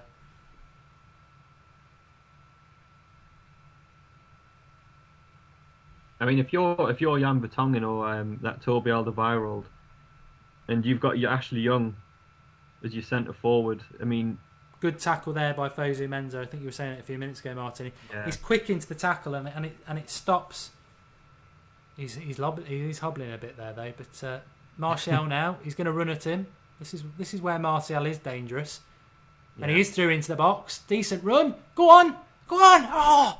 I thought he'd scored. Wow, well, that was fantastic by Martial, and that is, you can say he's not had a very good game. You can say we love Martial, but that's why we like him. He can be pretty quiet for an hour, and then a good save, though, wasn't it?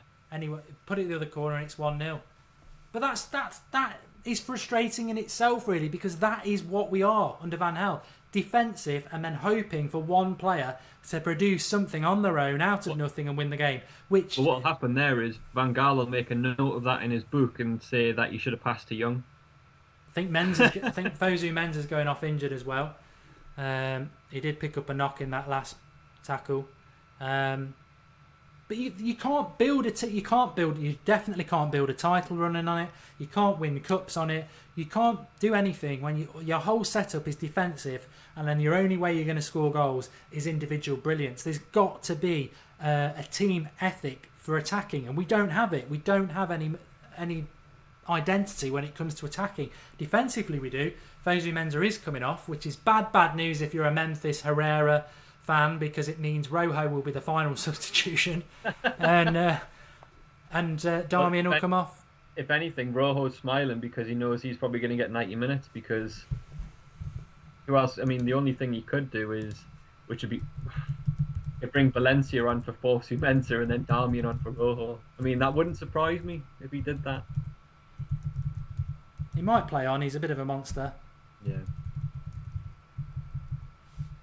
He's kept Dele Alli quiet though, hasn't he? Well, defensively, it's been a decent effort. That doesn't surprise me. That is what we are. But I really hope we get a goal of some sorts, because I think that Martial chance was it. That was, I mean, we have one or two chances a game. That was our clear-cut chance. I mean, it frustrates the hell out of me, because when I looked at the last two games, I was excited about Everton because they've got a decent. I know they're massively underperforming, but they've got a good 11, and you'd expect them to do better than that. I look at Spurs, yeah, they've had a great season, you expect better than that. And they've been boring games, and the it's not a coincidence, it's because of us and the way we approach games, and it's boring, really boring. I'm not going to give Spurs any blame for this, because I think they have tried, but we just play so defensive. But Someone's just asked there in the comments, who do you think will be man of the match, Martial or De Gea? Carlo Capello says, Mark, why are you 5 minutes behind? We're not 5 minutes behind. We're probably... I'd say about 2 minutes behind, aren't we? Yeah. Unfortunately, Martin's link is a bit slow. So the whole point of this is to obviously be level. So if you have invested the time in the watch along, normally we're a lot closer than this, but it's just because Martin's streams, so blame him. But that's why we've got the match time for you, so you can just sync it in with us. I mean, at the end of the day, what does it matter for a minute or so? You can be watching it with everybody else actually as it happens and involved in the live comments bit, rather than being lonely with Sky. But there's a ball through the middle there if he sees it, and Ericsson, Mata will win that. Good tackle by Rose. Mata's gone down. No, he'll get up now because there's nothing wrong with him. I mean, Mata's been basically a right back, which is a farce in itself. You've got Ashley Young at front, Mata at right back.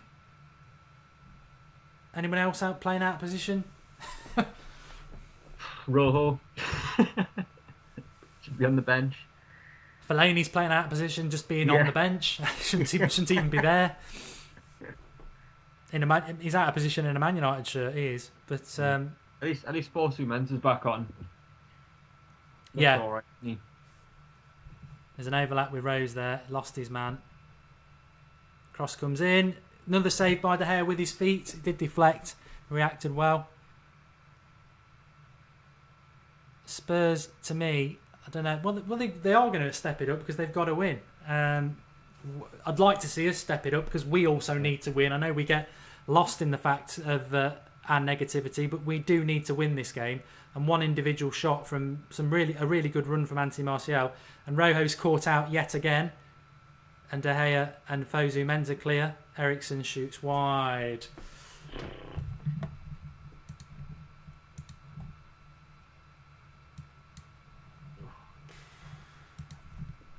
Mata, I would take Mata off if you're not going to play him at right back. No. If you're playing it, He's not.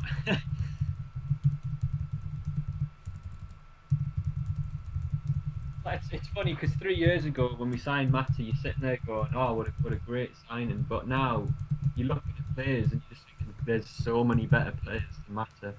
I think Fosu Mensah's done himself no favours by battling on, because it's obviously something troublesome that, because he's going off. Darmian comes on.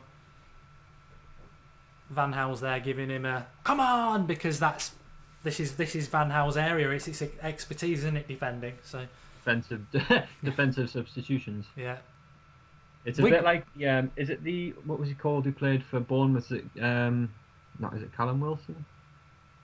Who was their striker who done his cruciating right at the start of the season, and he's just come back? He did his knee in and then tried to play on for 5 minutes and then just went down, didn't he, off the ball because it wasn't right. Hopefully that isn't too bad. Doesn't look comfortable though, does he? no.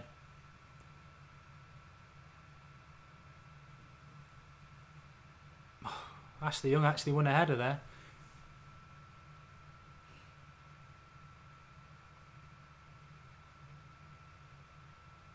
I'm sorry for the silence.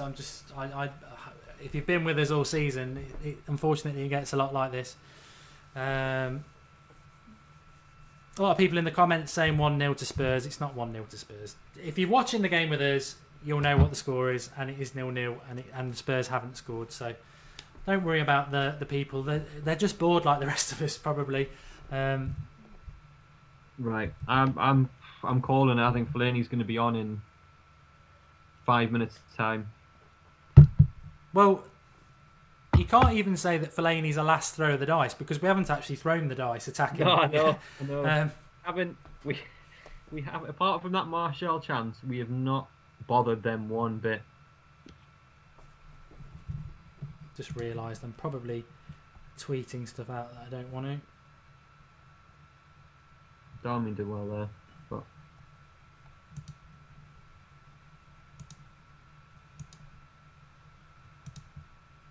I think we've learned that Ashley Young isn't a striker.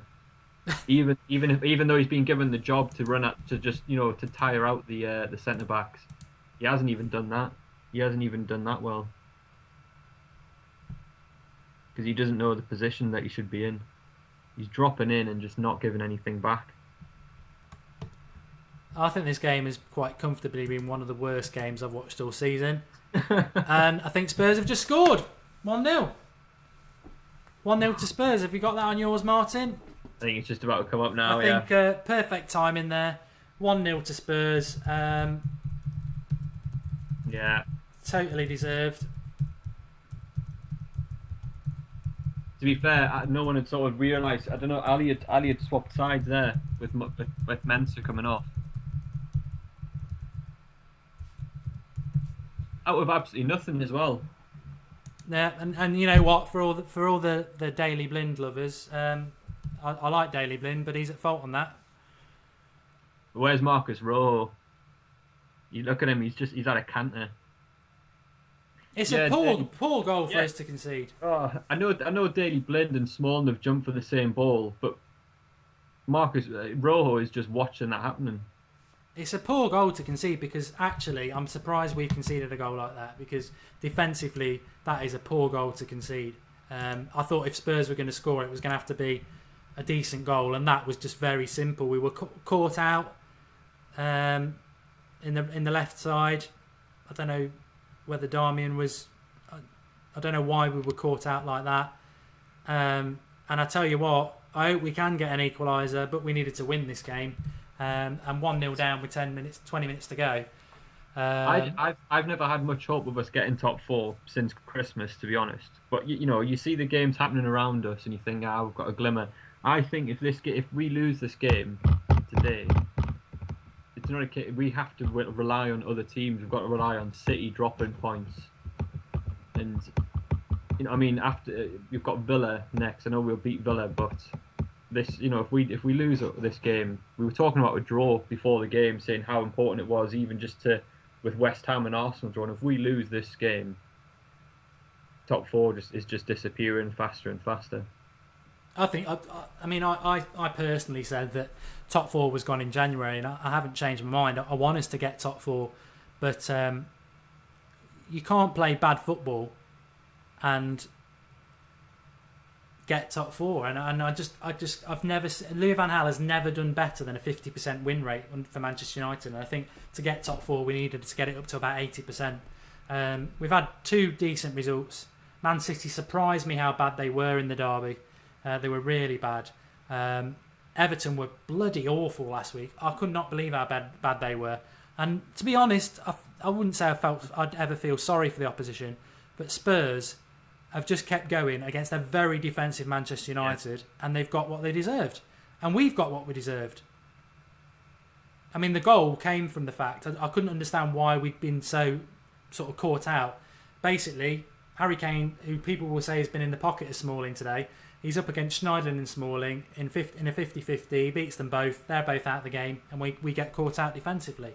I think as well, though, I said it all game. I said Marcus Rojo has been so high up the pitch when we've had the ball that he wasn't expecting us to lose the ball there.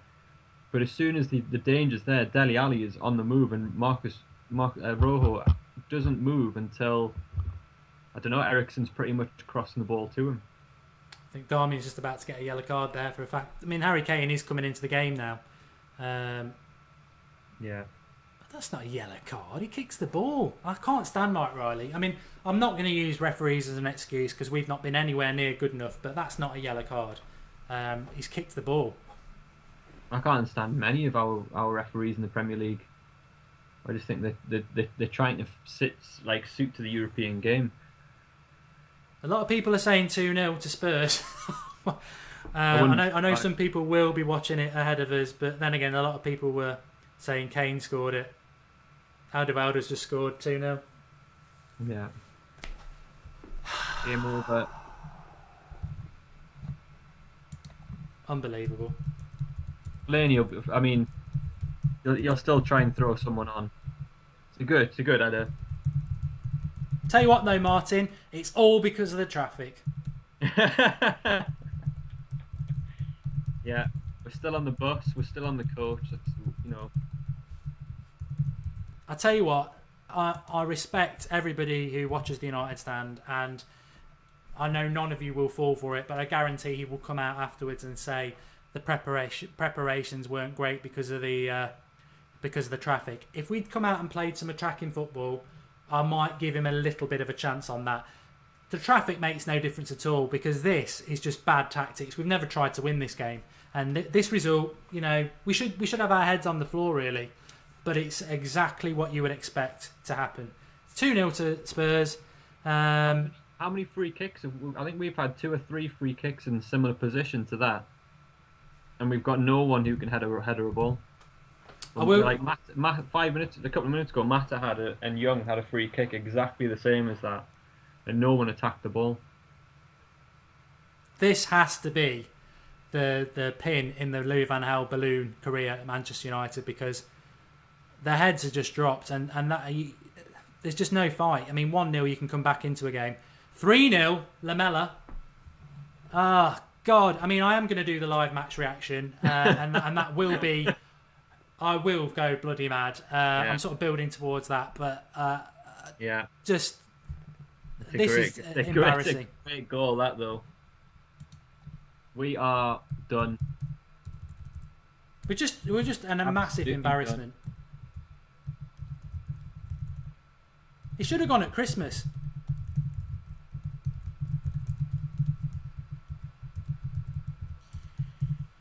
This is our worst loss as well, isn't it?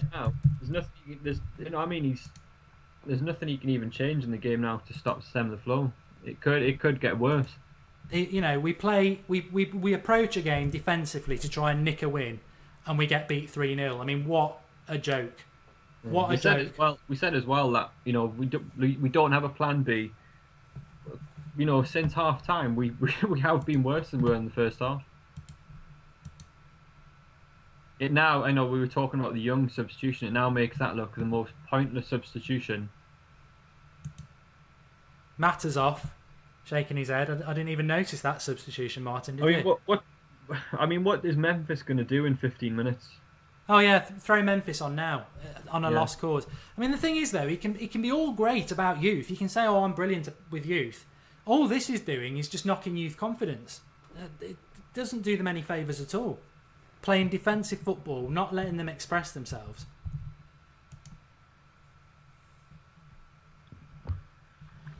Feel free, Martin, to join in because I'm just setting up the live reaction and. It's just, I mean, what's that? 3 goals in 6 minutes? It's pitiful for a team that's basically a defensive side.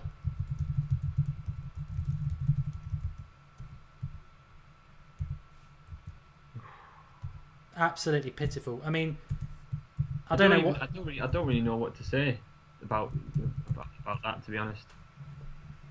I mean, did Van Gaal even twitch in his seat when the second goal went in, or when the third one went in? They haven't shown him, have they? But I mean, no. he's just an absolute disgrace as a manager. Said it for a long time. I've never shifted from it. I don't think we have as a channel. I don't think a lot of you have. So this is no knee-jerk reaction. I don't want him at the club. But this is an embarrassment to basically play the whole game defensive and still lose 3-0. What's the point? We could have come here and lost 3-0 and had a go and entertained the fans, and we've come here and played absolutely shit and we've lost 3-0. I mean, it's just embarrassing to be a Manchester United fan. And that's a fantastic save from De Gea from Harry Kane, because it should be 4-0 there.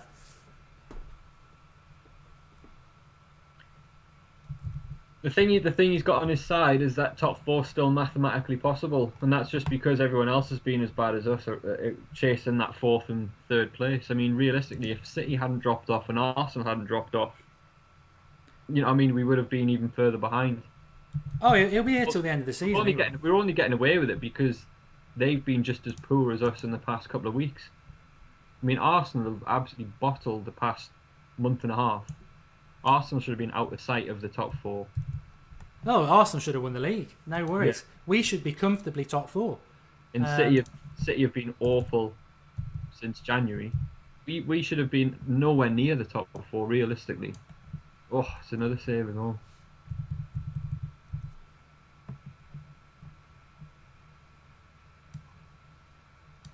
Ref may as well blow the whistle. To be honest, there's. Well, I don't think we've ever scored 3 goals under Louis van Gaal, so this is over. Yeah.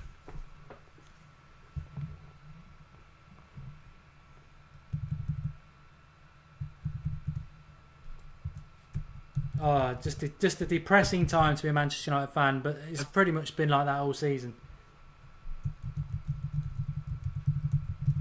I mean, someone's just said it there to you, Mark, in the comments. Forsu Mensah going off. Him going off with shipped 3 goals. Yeah, I can't blame Darmian for that because obviously he's got to come on, but Spurs have just realised how unsettled our back four's been and just absolutely took advantage of it within less than 10 minutes. I hope nobody would come out and start saying, "Oh, it's Darmian's fault." He may well have been at fault for goals. I don't really think he was, but we've lost this game because of the manager and his defensive tactics, and it's as simple as that. There's no escaping that. And what happens in a club when players aren't happy? I think at 1-0 the game was over. We've never looked like scoring, and heads have dropped. When was the last time we came from a goal down? Never mind 3. So 1-0. The game was. You're right. The game was either over or we're going to get a lucky draw. But again, I'll say it again. 80 minutes. We've had one clear-cut chance. And that was, as we've said, it's just a moment of individual brilliance almost.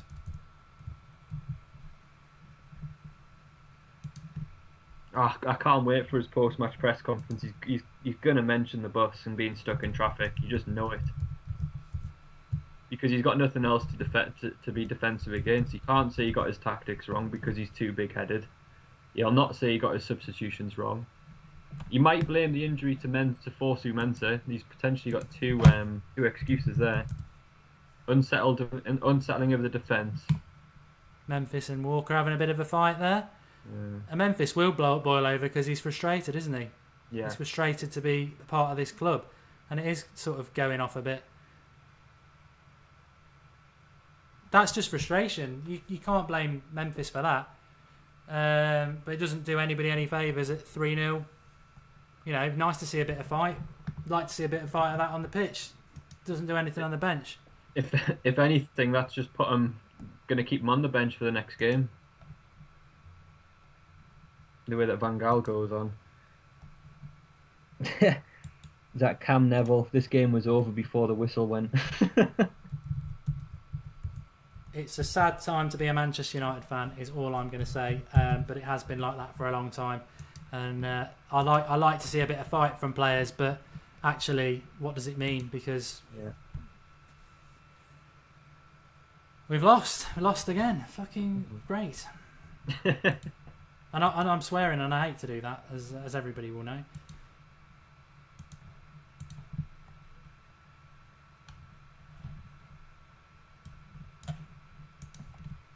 I'm sure we were saying at the start that we could end up just sitting 0-0 and then getting in a hammering.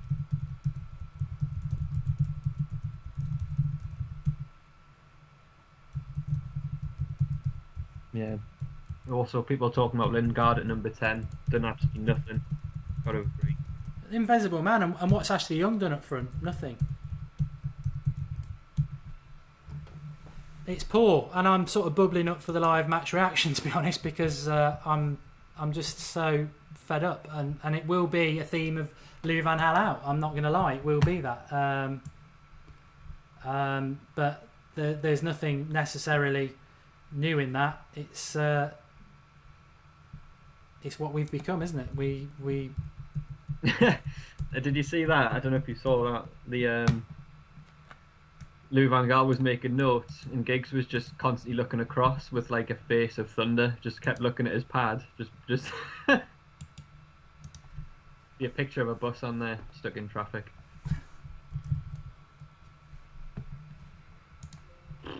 Ashley Young as well diving in just before.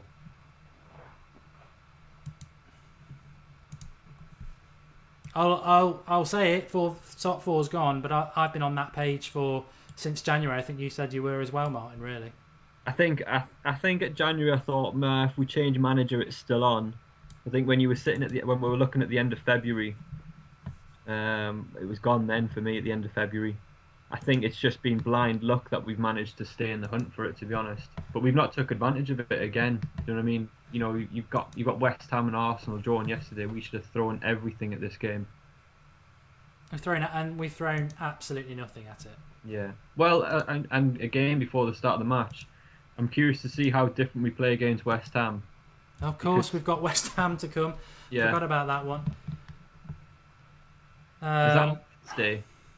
Yeah, we will do a watch along for that. You can join us for that. Depressing. I mean, I can only see one result there. I mean, to be honest, out of the two games, this was the more important one. I don't buy into the fact that the FA Cup means anything at all. If you don't get top four, that's what our minimum.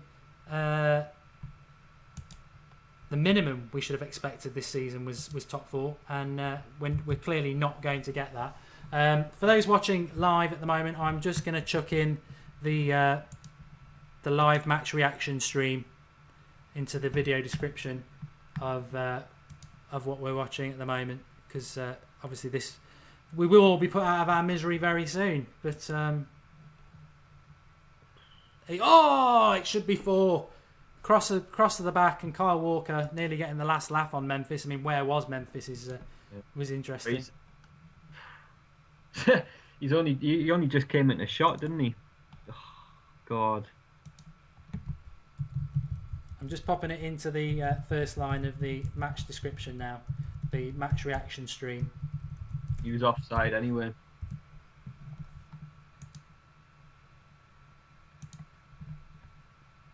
Okay, anybody who wants to watch my live match reaction, I have gone subdued. I'm going to go fucking mad in a minute. The stream is on there. I'm also going to tweet it out, but it's in the first line of the video description for that.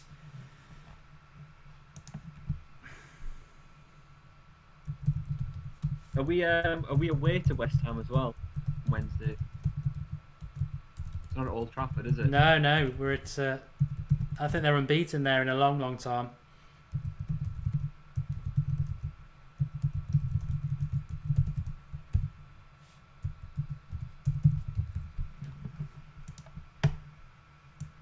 Spurs making a substitution. They'll be happy. They'll be within 7 points of Leicester. I still think it's Leicester's title. So they've got to play Leicester, haven't they? They've got to play each other. That'll be a good game. I don't know. I don't know that they have, actually. I'm sure they have. I'm sure someone in the comments will tell us. I thought they played each other with like 2 or 3 games to go. Someone's saying we need 1 goal. We need 3 or 4. Someone must be really far behind on their match. Yeah, don't watch it. It don't get any better.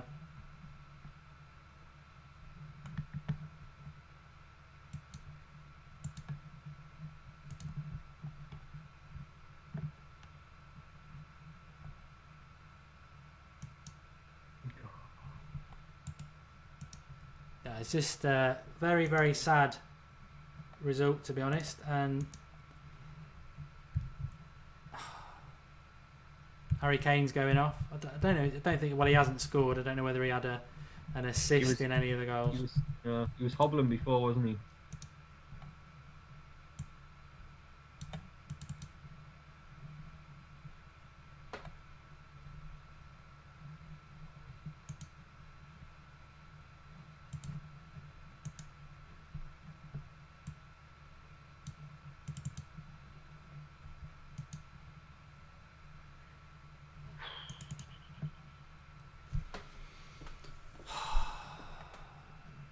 Someone just said that this is the first time we've been beaten at Spurs since 2001.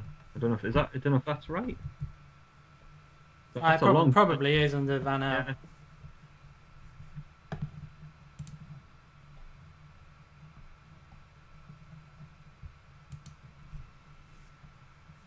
Well, one shot from Martial is pretty much going to be... That is the only chance we've had. It's the only chance on target we've had. I don't even want to pick a man of the match, to be honest, because it's just... I'd probably say Fosu Mensah up until the point he had to come off. Well, it's an interesting point. I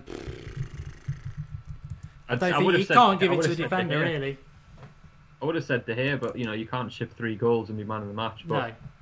I don't want to give him man of the match because it's giving a goalkeeper man of the match is just ridiculous. When he's been man of the match that much. Say Lingard's been our worst player, along with Rojo's not being great either, to be honest.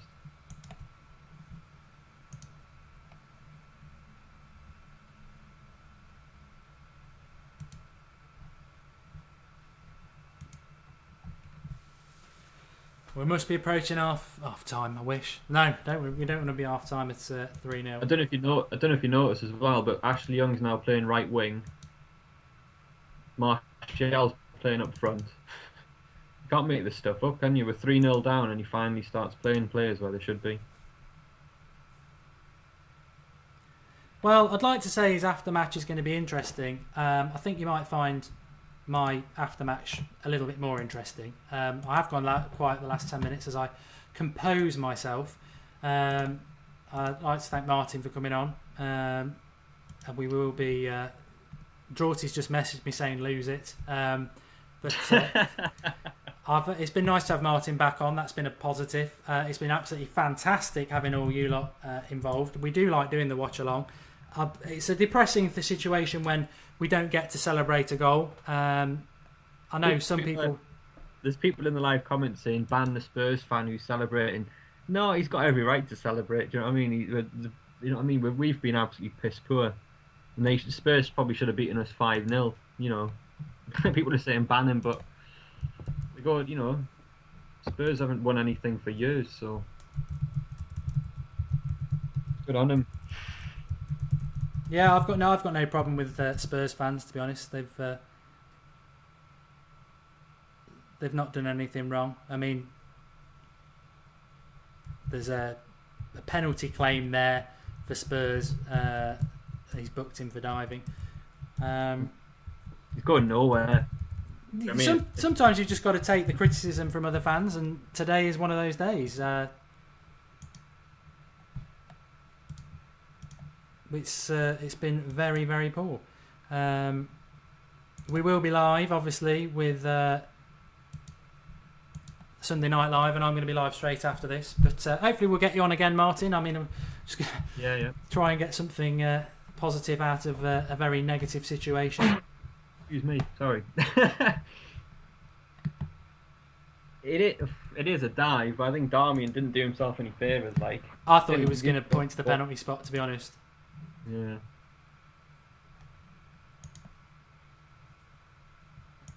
But we've had over 600 of you watching us. Before the game, we had over 1,000. So thanks, everybody. And if you've never watched the United Stand before, do subscribe. It is free. Do like. We do Sunday Night Live at 9 o'clock, which is going to be very interesting tonight. We were going to be talking about would you sacrifice top 4 for Jose Mourinho. I don't think that's a decision you need to make. Van Gaal, top 4's gone today. So a lot of it's going to be talking about Van Gaal and everything. Because I think today is the result I sort of expected to come. That we're not a very good team. We're not Manchester United under Louis van Gaal, and actually today somebody's actually put us to the sword because we've been lucky under Van Gaal. First half we should have been 1 or 2 down. Look at his whole reign. We say we're good defensively, but actually we've been saved by De Gea making saves, bad misses. Today a team has just come and took 3 chances in 6 minutes, and we've been destroyed 3-0. You just wonder if Van Gaal's just seeing how far he can push it with Woodward. Do you know what I mean? Yeah. Just how far can I push it to see if he'll sack me or not? We must be approaching the end of the game. Yeah, pretty much. So what I will do is I'll end this stream instantaneously. I will go onto the stream, which has got the video description in there, or if you follow us on Twitter, I'll be tweeting it out. But that stream is now open. You can get up on there, and we'll get the live comments up again, and we'll do the normal live reaction. I'm still thinking who my man of the match is going to be. I know you've gone Fosu Mensah, but it's difficult. You're almost giving him as a token for some good tackles, which he did make. Yeah.